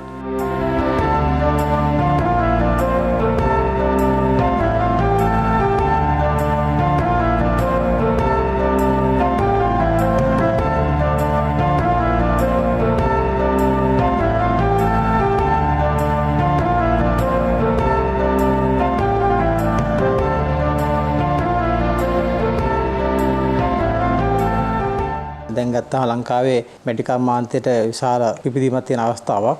මේ බෝතලේ හදලා තින්නේ තනකරම පිරිසුදු මැටි වලින්. මැටි වර්ග කිහිපයක් එකතු කරලා බරෙන් අඩු, ඒ වගේම වතුර මට්ටම්. ඒ කියන්නේ මිලිමීටර් 500 ඉඳන් ලීටර් 2 යනකම්ම ඔෆිස් එකට වාහනයට සහ ගෙදරට පාර ගෙන යන්න පුළුවන්, බෑග් එක දාන්න යන්න පුළුවන් විදිහට වතුර දාලා තියෙන මේකෙත් හැලෙන්නේ නැහැ.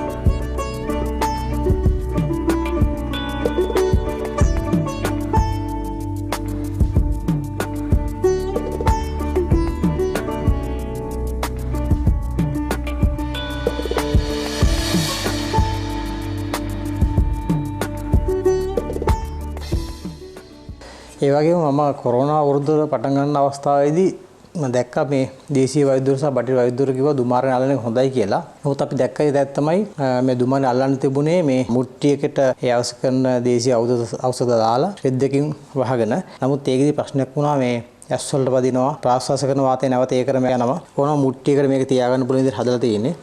ඒ වගේම අපි මෙතනින් නහයෙන් මේ දුමාරේ අරගන්න පුළුවනි ඇස් වලට වදින්නේ නැහැ. ඒ වගේම ප්‍රාශ්වාස කරන වාතය මෙතෙන් එළියට යන විදිහට හදලා තියෙන්නේ. කියන ඕනම පොඩි කෙනෙකුටවත් මේකෙදි මේ එස්ටිමේ අලන්න පුළුවන් විදිහට මම නිර්මාණය කරේ. මේ නිර්මාණයම මම වැඩි දියුණු කරලා හදලා තියෙනවා මේ විදිහට. ඒක අවශ්‍ය කරන ඖෂධ මේකට දාලා හීට් එකක් ගන්න පුළුවන් විදිහට. ඊළඟට මේක කොටස් තුනකට නිර්මාණය කරලා තියෙනවා. දෙවෙනි කොටසේදී අපිට පුළුවන් මේක පොඩ්ඩක් කරකලා මේකෙන් අපිට එන ස්ටීම් එක අඩු වැඩි කර ගන්න පුළුවන්.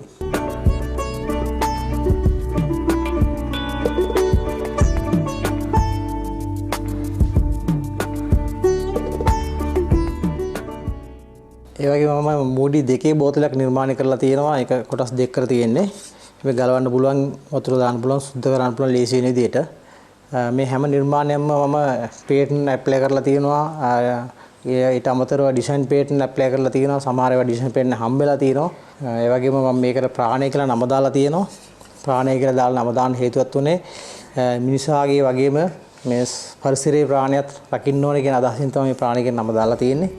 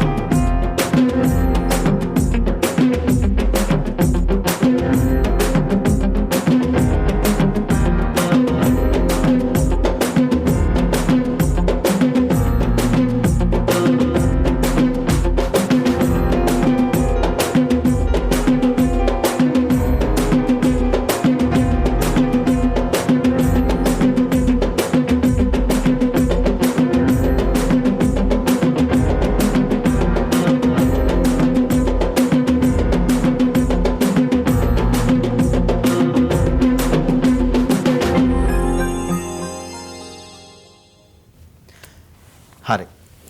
දයන් මගේ ප්‍රශ්නේ අතීතයේ නර්තනයෙන් හදපු මනුස්සකම අද වන විට තියෙනවද? අද පරපුර ළඟ තියෙනවද? ඔව් අද පරපුර ගාව තියෙනවා. හැබැයි ඒක අල්පයි.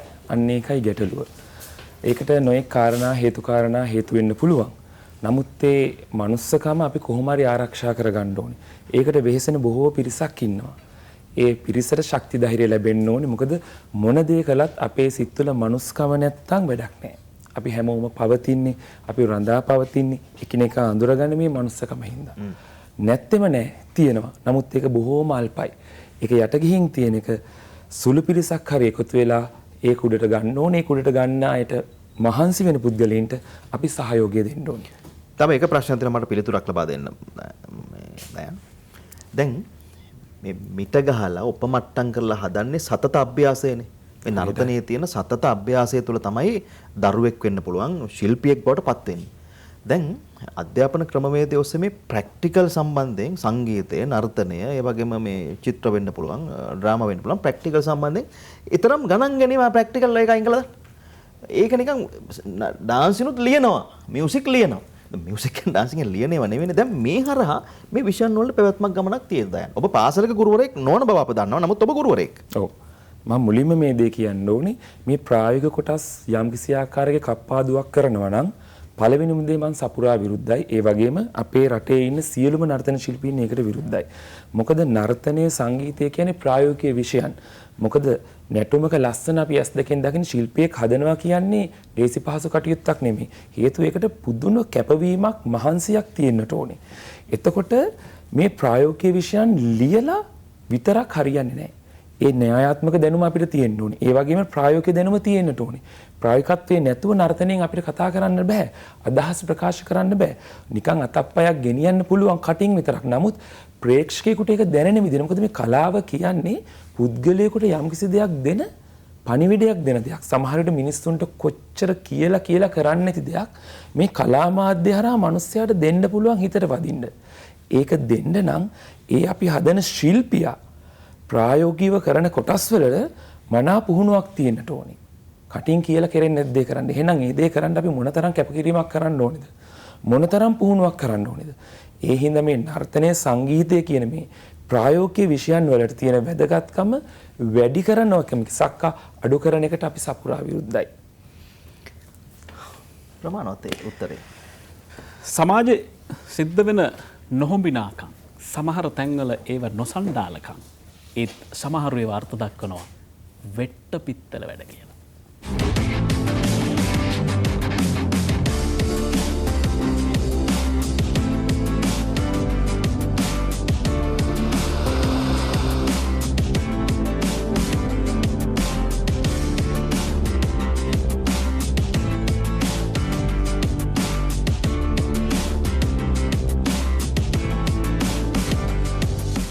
පාරම්පරිකව තමයි මම මේ රැකියාව කරගෙන යන්නේ.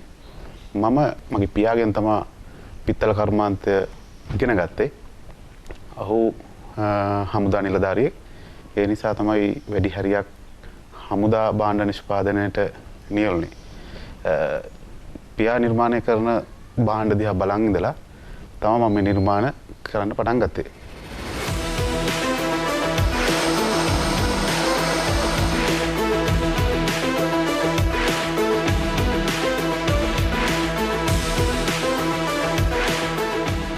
දැන් මම අලුත් නිර්මාණ වශයෙන් ඒ කියන්නේ නව නිපැයුම් වශයෙන් කරගෙන යන්නේ යුද වාහන. ඒක ලංකා යුද වාහනත් අපි කරනවා. ඇමරිකාවේ යුද වාහන තමයි මම සතුව දැනට මගේ නිවසේ හදන්නා වූ භාණ්ඩ තියෙන්නේ.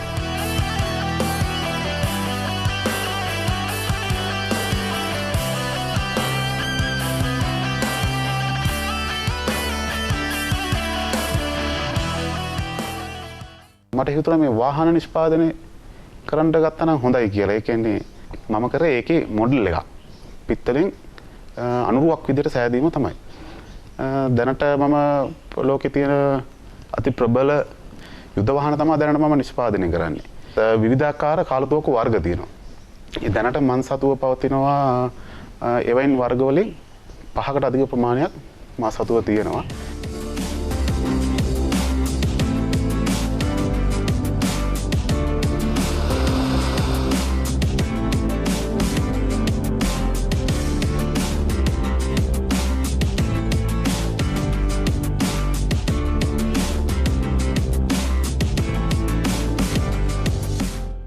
T55 කියන ටැංකිය අපි නිර්මාණ කිරීගෙන යද්දී අඩි 15ක විතර ටැංකියක් අඩි 3ක ප්‍රමාණයකට විතර කුඩා වෙද්දී අඩි 15ක් කියන ලොකු ප්‍රමාණයක්. ඒක අඩි 3කට කුඩා වෙනකොට ඒකේ තියෙන කුඩාම කෑල්ල මිලිමීටර ගානකට තමයි පොඩි මිලිමීටර 1.5 2 වගේ ප්‍රමාණයකට තමයි ඒ කෑල්ල කුඩා වෙන්නේ. ඒ නිර්මාණය කිරීමේදී අපිට ඕන විදිහට ඒ නිර්මාණය කිරීම අපහසුයි. මොකද භාණ්ඩේ ප්‍රමිතිය තමයි අතරම බැලුවේ. එතකොට මට ඇත්තටම හදන්න බැරි වුණේ ටැංකිය ඇතුළත තියෙන ඉන්ජිම පමණයි හදන්න බැරි වුණේ. අනිත් සියලු අංගයන් ඒකට ඇතුළත් කරා. එතකොට ඒකේ තියෙන ප්‍රධාන අවිය ඊළඟට සුළු අවි ටෙලස්කෝප් දොරවල් එතකොට ට්‍රැක් එතකොට බොබි වීල් ඒ සියලු දේවල් අංග සම්පූර්ණවම හදලා තියෙනවා.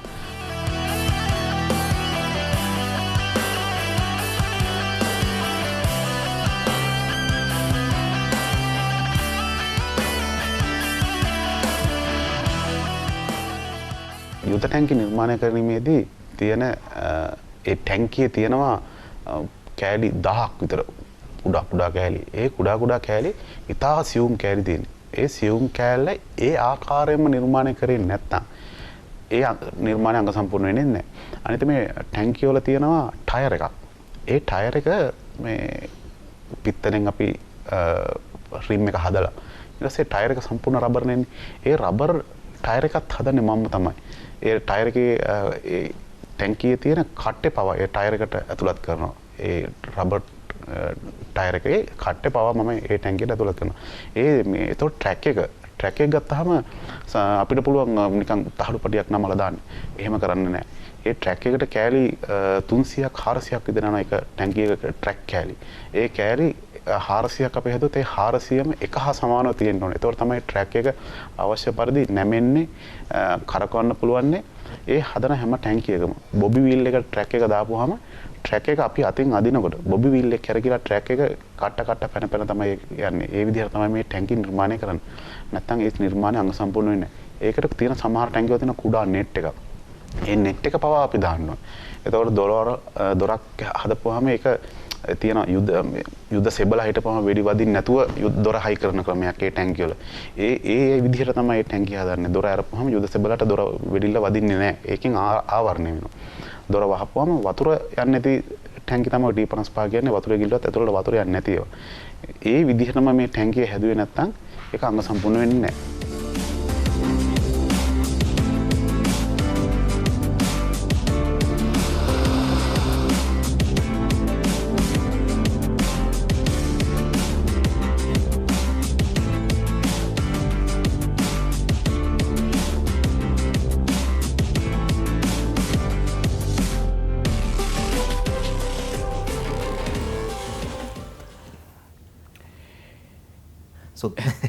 අසංක මං හිතුවේ මොනවා හරි කියයි කියලා. දැන් සුද්දා අපිට අදත් කරන්නේ බොහොම ආදරයට හොඳ වැඩනේ. නේ?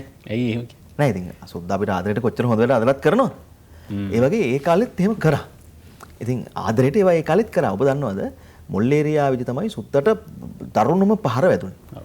එතකොට මුල්ලේරියාවේ දරුණුම පහර වැදිලා ඒ සුද්දා පරාජයටපත් වුණ එක සමරයි කියලා බයට සුද්දා මොකද කරන්නේ? මන්ද මානසික මිනිස්සු ටිකක් ගෙනල්ලා මේ මොකක් හරි අට්ටාලයක් අටවලා එතන තියලා පිස්සන් කොටුවක් හැදුවා. හිතට දුනොත් සමා වෙන්න ඕනේ. දැන් ඒකට පිස්සන් කොටුව කියන්නේ දැන් ඉතාල වැදගත් විදිහට මානසික සෞඛ්‍ය විද්‍යායතන කියලා හඳුනන. නමුත් මේ නම ගහනකම්ම බෝඩ් එක එතන ගහනකම්ම ඕක පිස්සන් කොටුව කියලා කිව්වේ. මුල්ලේරියාව නම් පිස්සන් කොටුව.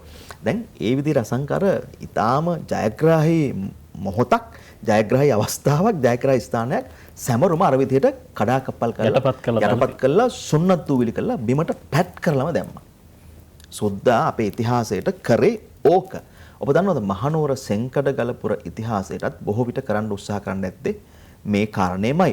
මෙය මවක් හැටියට කොතරම් නම් දුක් විඳින්න ඇත්ද? එක ස්වාමියෙක් පතන උතුම් භාර්යාවක් හැටියට මෙය කොතරම් නම් දුක් විඳින්න ඇත්ද? මේක අම්මා වරුන්ට කරපු සාහසික අපරාධයක්.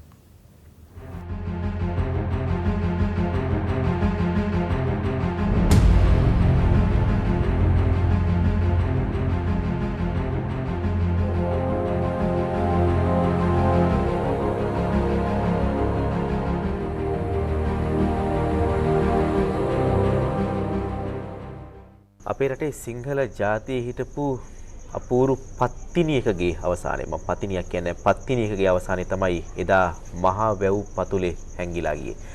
ඒ අම්මගේ අඳෝනා හඬ තාමත් සමහරලාට නුවර හතර දිබ්බාගේ නැත්තම් වැවරවුම වටේට මේ පරිසරයේ වටේට මේ මහ ගේ වටේට ඇහෙනවයි කියලා ජනප්‍රවාදයක් කමල් මහත්තයා අපි අහලා තියෙනවා. විශේෂයෙන් මේ මෑත භාගයේ නෙවෙයි විශේෂයෙන් මීට දශකයකට විතර පෙර ආතුව සිට විවිධ අවස්ථාවලදී විවිධ පුද්ගලයන් විසින් තමාට මේ රාත්‍රී කාලේ නුවර වැවරවුමේදී නුවර විවිධ තැන්වලදී ඇහැලේපොළ කුමාරි හාමියගේ අවතාරය දුටුවා කියලා එහෙම සිදුවීම් ගණනාවක් පිළිබඳව ජනප්‍රවාදයේ එනවා කටින් කට බෙදෙනවා එහෙම කතා පුවතක් තියුණා. ඒත් එක්කම තියෙන තවත් විශේෂයක් තමයි මේ මීට පෙර ආතුව අපිට හම්බෙන්න ඔය භූත කතා අවතාර කතා වලදී කියවෙන්නේ මේ භීෂණ එහෙම නැත්නම් බය හිතෙන පුවතක්. නමුත් මේ පිළිබඳව කියවෙන්නේ ඇහැලේපොළ කුමාරි හාමියගේ අවතාරය හම්බුනාය කියන කිසිවෙක් කියලා නැහැ. ඒ අවතාරය පිළිබඳව අවතාරයක් කියලා දැනගෙනත් ඔවුන් ඒට බියපත් වුණා කියලා. මේ පිළිබඳව මම හිතන්නේ මේ ඩී.පී. වික්‍රමසිංහ කියලා මහත්මයෙක් කඳුරට ජනකතා පොත් පෙළක් කරා. ඒකේ මට එහෙම පුද්ගලයෝ කීප දෙනෙක් විසින්ම කරපු ප්‍රකාශ කියවන්නට ලැබුණා. එහෙම කතා පුවතක් ඇහැලේපොළ කුමාරි හාමියගේ අවතාරය පිළිබඳව කතා පුවතක් මේ ඉතිහාසයේ මේ නුවර ප්‍රදේශයේ තදාසන්නම තියුණා. අපි අවතාර ගැන කතා බහ කරලා තියෙනවා. මම කියන්නේ ඇහැලේපොළ කුමාරි හාමි කියන්නේ අවතාරයක් නෙවෙයි. ඇගේ රුව දකින්නවා නම්, පෙනෙනවා නම්, බුදුටුවා නම් ඇත්තටම ඇහැලේපොළ කුමාරි හාමි කියන්නේ බොහොම හොඳ චරිතයක් තිබිච්ච දරුවෝ 4 දෙනෙකුට රංකිරි කටගාලා පෝපු ආදරණීය අම්මා කෙනෙක්. ඇයට දේවාත්ම භාවයක් ලැබෙන්නට අවශ්‍යයි. හරි. දැන් මේ ගෙදර අපි මේ ඉන්න ඇහැලේපොළ මහනිලමගේ මහගෙදර නැත්තම් මේක මහමැතිතුමාගේ නිල නිවාසය කිව්වා. ඒතර මේ නිල නිවාසයේ ඇහැලේපොළ නිලමකින් පස්සේ කවුද පදිංචි උනේ කාටද මේක හිමි උනේ? ඇහැලේපොළ කුමාරි හාමියත් දොරපවුලක ඝාතනයෙන් පස්සේ ඊට පස්සේ අපි දන්නවා රාජසිංහ රජුරුවන්ගේ අවසානයක් තීන්දුව වෙනවා ඒත් එක්කම මොකද ඒ සංසිද්ධිය නිසාම කඳුරුරට මිනිස්සු අර පෙර කිව්ව ආකාරයට විරෝධය පළ කරනවා. ඒත් එක්කම ඇහැලේපොළ ඉංග්‍රීසීන් ගාවට ගිහිල්ලා ඉංග්‍රීසීන් සමග එකතු වෙලා රටේ 4 දිශාවෙන්ම සේනා 4ක් කරගෙන කඳුරුරටට එනවා. ඒ වෙලාවේ ලෝකේ බලගතුම ජාතීන් 3කට බලන කපුල්ලෙන් උඩට අඩියක් තියන්න නොදුන්න කඳුරුරට සිංහලයෝ ඒ වෙලාවේ අතපරවගෙන ඉන්නවා. මම ඒක තමයි කියන්නේ මේ සංසිද්ධිය ඇහැලේපොළ කුමාරි හාමි පිළිබඳව සංසිද්ධිය අර කඳුරුරට ඉංග්‍රීසීන් විසින් අත්පත් කර ගැනීමට උපස්තම්භක වුණා කියන්නේ ඔය කාරණේදී ඒ වෙලාවේදී මිනිස්සු අතපය පරවගෙන ඉන්නවා. ඊට කිසිදු විරෝධයක් දක්වන්නේ නැහැ. අන්තිමේදී ඉංග්‍රීසීන් ඇවිල්ලා කඳුරුරට අත්පත් කරගන්නවා. රාජසිංහ රජු පැනලා යනවා. ඊට පස්සේ මේ වලව්ව ඇතුළු ඒ සියලු දේපොළ රාජසන්තක වෙනවා. රාජසන්තක වෙලා ඉංග්‍රීසීන්ගෙන් පසුව මේක රජගෙදර නමින් හිරගෙදරක් රිමාන්ඩ් බන්ධනාගාරයක් බවට පත් වෙනවා. මේ මෑතක් දක්වාම රිමාන්ඩ් බන්ධනාගාරයේ විදිහට පැවතුනේ ඉංග්‍රීසීන් භාවිතා කරේ මෙතන. ඒ කියන්නේ එහෙමනම් ඊට පස්සේ කුඩාපොළ හාමුදුරුවෝ අත්අඩංගුවට අරගෙන ගෙනෙන්නෙත් මෙතෙන්ට. 48 කරල්ලේදී පුරන්නප්පු අත්අඩංගුවට අරගෙන ගෙනෙන්නෙත් නුවර මේ හිරගෙදරට. හිරගෙදරක් විදිහට භාවිතා කරන්න තරම් සුද්දට හිත ගියයි. මේක හිරගෙදරක ස්වරූපයක් නෑනේ. මේක හරි ලස්සන සුන්දර පවුලක් ජීවත් වෙච්ච අහිංසක ගෙදරක්. ඉතින් මේ වගේ ගේකට සුද්දාගේ හිත කොහොමද ගියේ මේක මේ හිරගෙදරක් කරන්න ඕන කියලා. මේකේ විශේෂත්වය මොකද ඒ ගැන තියෙන? ඒක ගැන නම් මට නිශ්චිත උත්තරයක් දෙන්නට බෑ. මම ඉංග්‍රීසින් ඇවිල්ලා ඉස්සලා මාලිගාව අත්පත් කරගන්නවා. අත්පත් කරගත්තට පස්සේ ඔවුන්ට මං හිතන්නේ මේ රටේ තියුණ අපේ ඒ ගොඩනැගිලි ගෘහ නිර්මාණ ශිල්පය කියන එක උන්ට කොයිතරම් ගැලපුණාද නොගැලපුණාද කියලා උන්ගේ සංස්කෘතියත් එක්ක මම හිතන්නේ උන්ට ඒ කාලේ වටහා ගන්නට බැරි වෙන්නට ඇති. මොකද ඊට පස්සේ අපි දකිනවා ඉංග්‍රීසින්ගේ යුගයේදී මේ රටේ තිබ්බ ගෘහ නිර්මාණ ශිල්පය අපේ මේ නුවර ප්‍රදේශයේ විනාශ වෙගෙන යනවා. ඊට අමතරව ඉංග්‍රීසි ගෘහ නිර්මාණ ශිල්පයක් මේ තුල නිර්මාණය වෙනවා. ඒ උන්ට ආවේනික එකක්. එතනදී ඔවුන්ට මේ ගොඩනැගිල්ලේ තියෙන ඒ වැදගත්කමට වැඩිය ඔවුන්ට අවශ්‍ය වෙන්න ඇති ඔවුන්ගේ පරිපාලනය පැත්තෙන් ගත්තාම බන්ධනාගාරයක්. ඒකට උචිත ස්ථානය මේක කියලා ඔවුන්ට හිතෙන්න ඇති.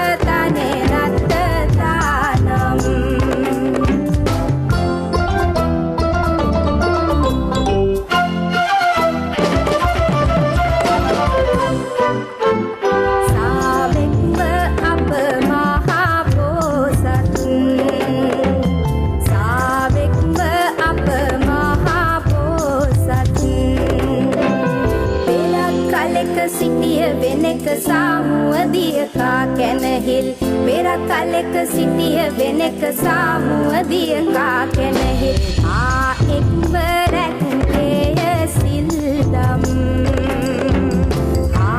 එක්වරැක්කේය සිල්දම්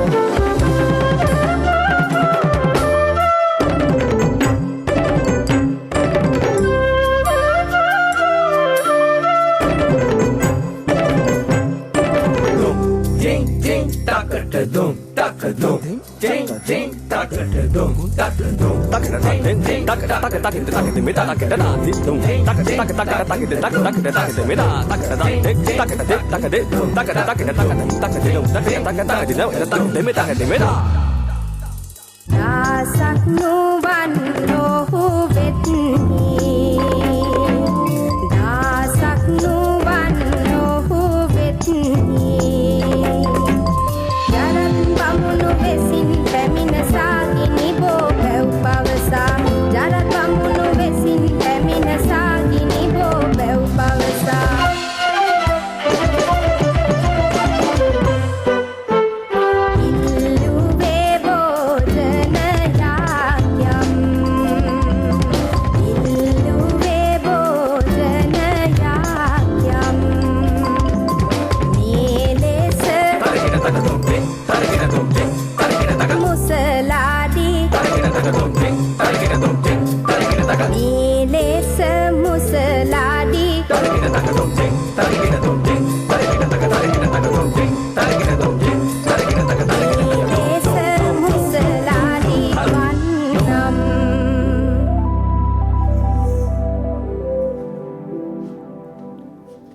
දැන් මේ දවස්වල මේ ඔබේ නර්තන කණ්ඩායමත් එක්ක සම්බන්ධ වෙන අයට ප්‍රැක්ටිකල් ටික කරන්නේ Zoom එකෙන් Zoom එකෙන් නටන්න පුළුවන්ද? ඇත්තටම පුළුවන් කියලා තමයි කියන්න වෙන්නේ. මොකද මුලින් අපි හිතුවා මේක කරගන්න බැරි වෙයි කියලා. නමුත් මේ අපිට මේක තියෙන ගෝලීය ප්‍රශ්නයක්නේ. ඒකට අපි මේකට බෑ නෑ කිය ඉන්න බෑ. ඒ හින්දා කොහොම හරි මේක කරන්න අපි එකතු වුණා. ඒක දැන් සාර්ථකව කරගෙන යන හැබැයි පහසු නෑ. මේ මං හිතන්නේ මගේ කටේ හඬේ වෙනසත් එක්ක ඒක තේරෙන්නේ නැති. පහසු නෑ. මොකද අපි දරුවට ඉස්සරහට නටන්න ඕනේ, පිටිපස්සට නටන්න ඕනේ, පැත්තට නටන්න ඕනේ. නටන්න පුළුවන් හැම පැත්තටම නටලා මේක අපි කරගෙන යනවා. මොකද මේක අපිට අතාරින්න පුළුවන් දෙයක් නෙමෙයි. මේ ගෝලීය වසංගතය නැති වුණාම අපේ මේ සම්පත් ටික අපිට නැති කරගන්න බෑ නිකන් ඉඳලා. ඒ හින්දා අපි මේක කරගෙන යනවා. ඒක තමයි තියෙන සතුට. හැබැයි මෙහෙමත් එකක් තියෙනවා. දැන් සමහර අය දැන් ටියුෂන් එහෙම ක්ලාස් කරන අය හරි මේකට කැමතිනේ Zoom එකෙන් කරන්න. මොකද ක්ලාස් එකකට හෝල් එකකට ගෙවන්න ඕනේ නැහැ. දැන් එතකොට ඒ තියෙන කොස්ට් එකත් අඩු වෙලා තියෙන්නේ. මේක පොඩි වාසියක් විදිහට ගන්න පුළුවන් නේ. ඒක සමහර විට ඔය ටියුෂන් පැත්තට ඒක සාධාරණේ වෙන්න පුළුවන්. නමුත් අපේ පැත්තට ඒක නෑ. නමුත් අයන් මොනවා වුණත් දරුවා ඉදිරිපස ගුරුවරයා සිට ඉගැන්විය යුතුමයි. අනිවාර්යයෙන්ම. නැත්නම් දරුවා මිනිසෙකු බවට පත් කිරීමේ කාර්යයේදී ලොකු අඩුපාඩුකම් සිද්ධ වෙන්න පුළුවන්. හරියට එකක් එහෙමක් තියෙනව නේද? ඔව්. මොකද ඒක ඇත්ත. උගන්වන්න පුළුවන් හැබැයි හොඳ පුරවැසියෙක් නිර්මාණය කරන්න බෑ. ජීවිතේදීලා. අන්න හරි.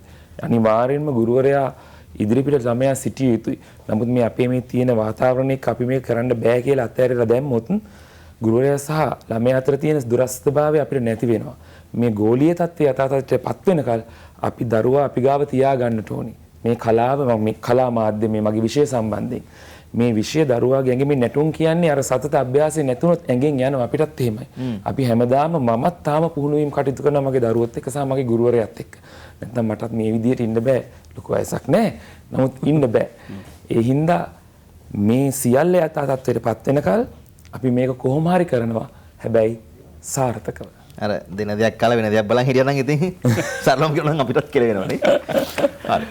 මේ අසංක දන්නවද මොනතරම් දුක් හැට වින්දත් බෞද්ධ දර්ශනය මත පදනම් වුණු මිනිස්සු කවදාවත් කාටවත් සාප කරන්නෙත් නැහැ.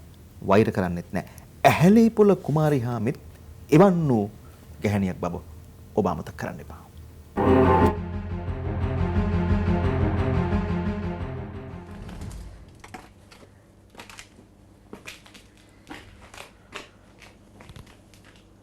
මද්දුව බණ්ඩාර කුමාරයයි තමන්ගේ පවුලයි ඇහැලේපොළ කුමාරයාමිත් එක්කලා අම්මත් එක්කලා රජතුමාගේ උදහසට ලක් වෙලා මේ මහනුවර මහ පොළොව ලේ වලින් තෙත් වුණාට පස්සේ ඇහැලේපොළ අධිකාරමට සිද්ධ වෙන්නේ පහු කාලේ හිරබත් කන්න. රාජ්‍යත්වයට උරුමකම් තිබුණු ඇහැලේපොළ මහනිලමතුමා මේ ප්‍රතාපවත් සිංහල නායකයා අන්තිමට තමන්ගේම ගෙදර හිරකාරයෙක් බවට පත් වෙනවා. තමන්ගේම වලව්වේ මේ කාමරයේ තමයි ඇහැලේපොළ මහනිලමතුමා හිර කරලා ඉඳලා තියෙන්නේ.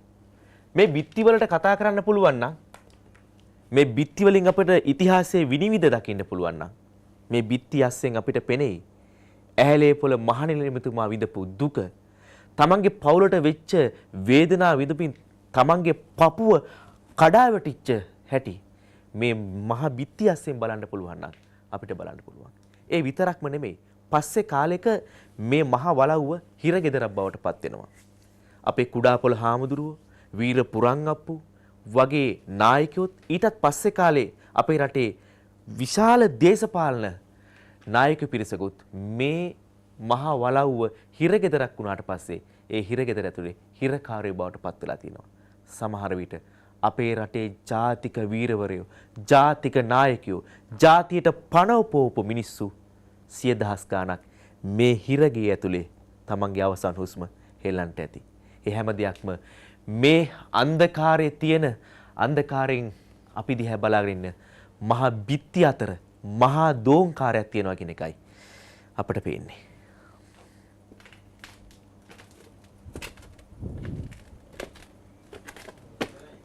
මද්දුම් බණ්ඩාරේ කතාව ඇහුවාම ඇහැලේපොළ කුමාරිහාමිගේ කතාව ඇහුවාම අපි අහල්ලම තියෙන ජනප්‍රවාද ජනවහරින් එනවා. ජනවහරේ මෙහෙම තිබුණා මෙහෙම කිව්වා.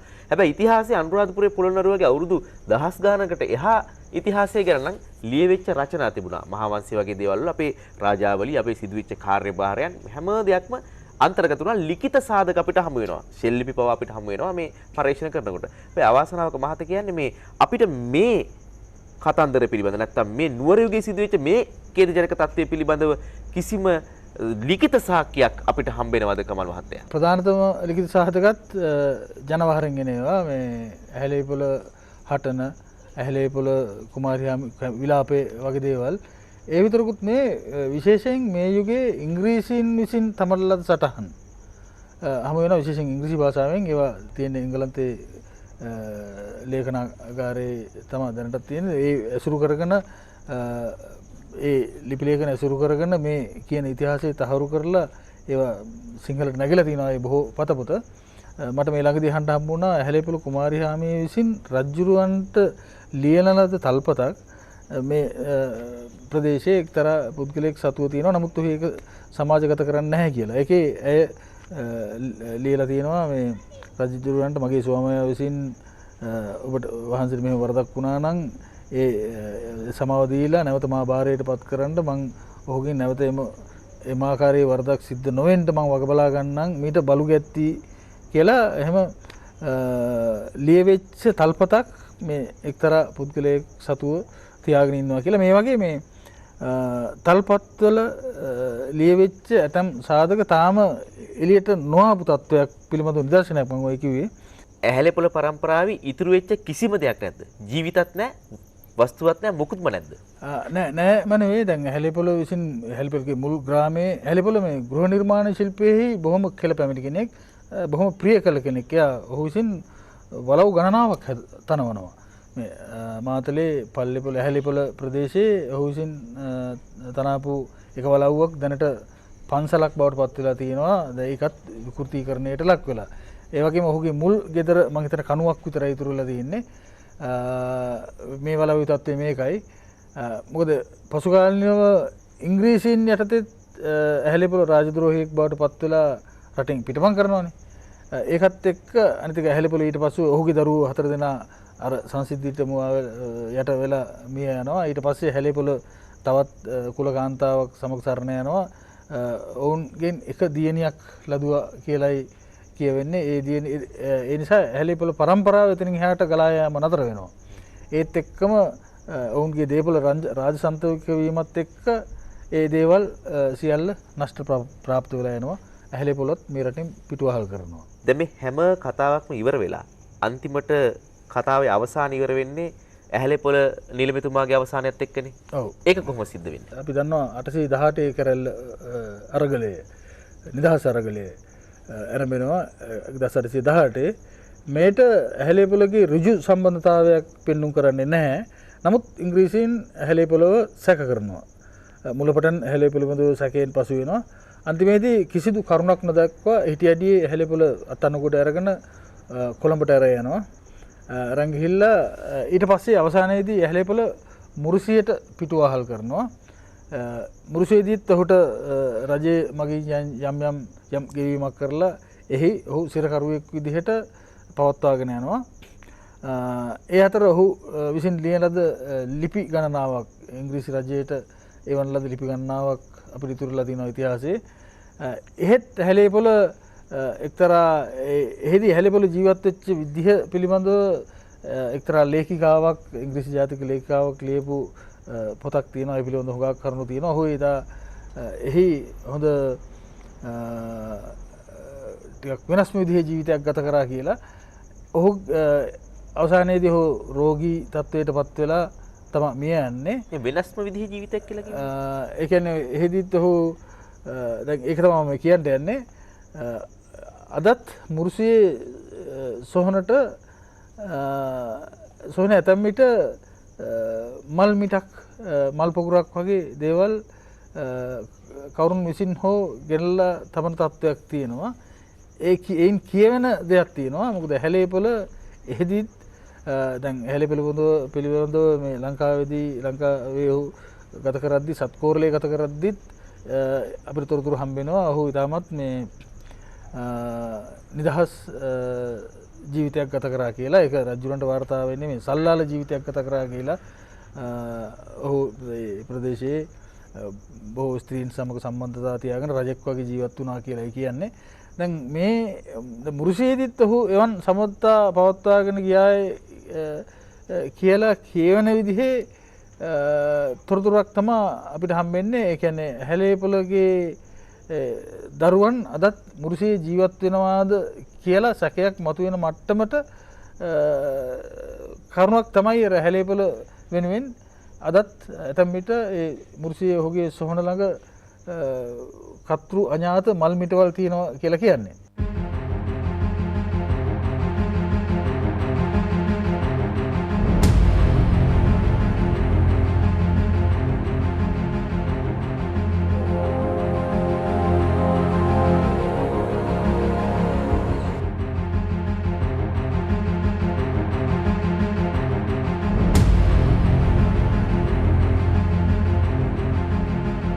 දයන් අද දවසේ අන්තිම කතා බහ. දැන් නැටුම රැකගන්න නම් මොන වගේ දේවල් ටිකක්ද ඔබ යෝජනා කරන්නේ? ඔව්. නැටුම රැකගන්න නම් අපි නැටුමට ආදරය කරන්න ඕනේ. ඒක තමයි පළවෙනිම දේ. ඊගාවෙක නැටුම අපි ඉගෙන ගන්න ඕනේ. අවස්ථාවක් නැති වුණත් මොන ගැටලු සහගත තත්වයකදී වුණත් මේ කලාව නර්තනය කියන දේ ආරක්ෂා කරගෙන මුදා හරින්න පුළුවන් තැන එනකල් අරගෙන ඇවිල්ලා අපි මුදා හරින්න ඕනේ. ඒක තමයි අපි කරන්න ඕනේ. මේ නටන්න බැරි වුන් නටනවා සමහර තැන්වල. ඔව්. ඒ ගැන අදහසක් නැද්ද? මොකද සින්දු ගැන බැරි වුන් සින්දු කියනවා. සින්දු කියනවා නටන්න බැරි වුන් නටනවා. බුද්දස්ස කාලේද මොකක්ද හරිනේ මේක මන් දන්නේ. ඔව් අනිවාර්යයෙන් තියෙනවානේ. ඒ ගැන අදහසක් නැද්ද? ඔව්. හැබැයි ඒ වගේ අය ඉන්න එක හොඳයි. මොකද එතකොට මිනිසා පුද්ගලයා දන්නවා නැට්ටුව කවුද නටන්න බැරි එක්කෙනා කවුද කියලා. දැන් මරු උත්තරේ වැදුන්නේ. දොතාවේ. ඒගොල්ලෝ සුදු තිබ්බොත්නේ කළු පේන්නේ. නේ? හොඳ තිබ්බොත් තමයි නරක පේන්නේ. නරක පේන්නේ. ඒ කියන්නේ එහෙම කට්ටිය ඉන්නකොට නැට්ටුව කවුද කියලා නිකම්ම තෝරගන්න පුළුවන්. හැබැයි ඒක මේ ශේස්ත්‍රයට ඩැමේජ් එකක් කියලා හිතෙන්නේ නැද්ද? ඒ කියන්නේ අපි කියන්නේ කාබාසිනියා කරලා දානවා කියලා. ෆීල්ඩ් එක. ඔව්. ඒකෙත් හොඳ පැත්තක් තියෙනවා. එතකොට අපිට හිතෙනවා අනිත් අයට නෑ මේක ආරක්ෂා කරන්න අපි මොනවා හරි කරන්න ඕනේ. පුළුවන් නෑ. අපි අලුත් දේවල් කරන්න ඕනේ. එතකොට ඒක තව ආරක්ෂා වෙනවා අලුත් දේවල් නිර්මාණය වෙනවා. ඉදිරි ගමනක් හැදෙනවා. දැන් හොඳයි. ඔය අදහස් ටිකත් එක්ක ගියොත් මේ තරුණ පිරිසත් එක්ක ඔබට ගමනක් තියෙවි පැහැදිලි. ඔබගේ පුහුණු කිරීම සහ තෝරා ගැනීම ඇත්තටම ලකුණු දිය හැකි. කියන්නේ අපි නර්තන ශිල්පියෝ නේ. මොකද මෙතන නටපු පිරිස් කණ්ඩායම් බැලුවොත් එම 100,000 ගණක් මෙතන නටලා තියෙනවා මේ මැදිරි. අපි දැකලා තියෙනවා. ඉතින් ඔබ හොඳ තෝරා ගැනීමක් කරලා තියෙනවා. එවනම් අසංක අපි දායන ඔබට ස්තුති. පිවිතුරු ජීවන පන්සිරු ජනිත් අවිෂ්කා මල්කි චමත්සර පූර්ණිමා ලක්මා සෙනුරි විහිදි. හරිද විහිදි? හරි විහිදි ලස්සන නම. හැමෝටම ස්තුති. අද නැටුවාට අපිව රස කරාට එමනම් අපි යන්නේ. අපි ඔබට සුබ රාත්‍රියක් ප්‍රාර්ථනා කරනවා. එන්න අපි අන්තිමට ලස්සන නැටුමකින් සමුගමු.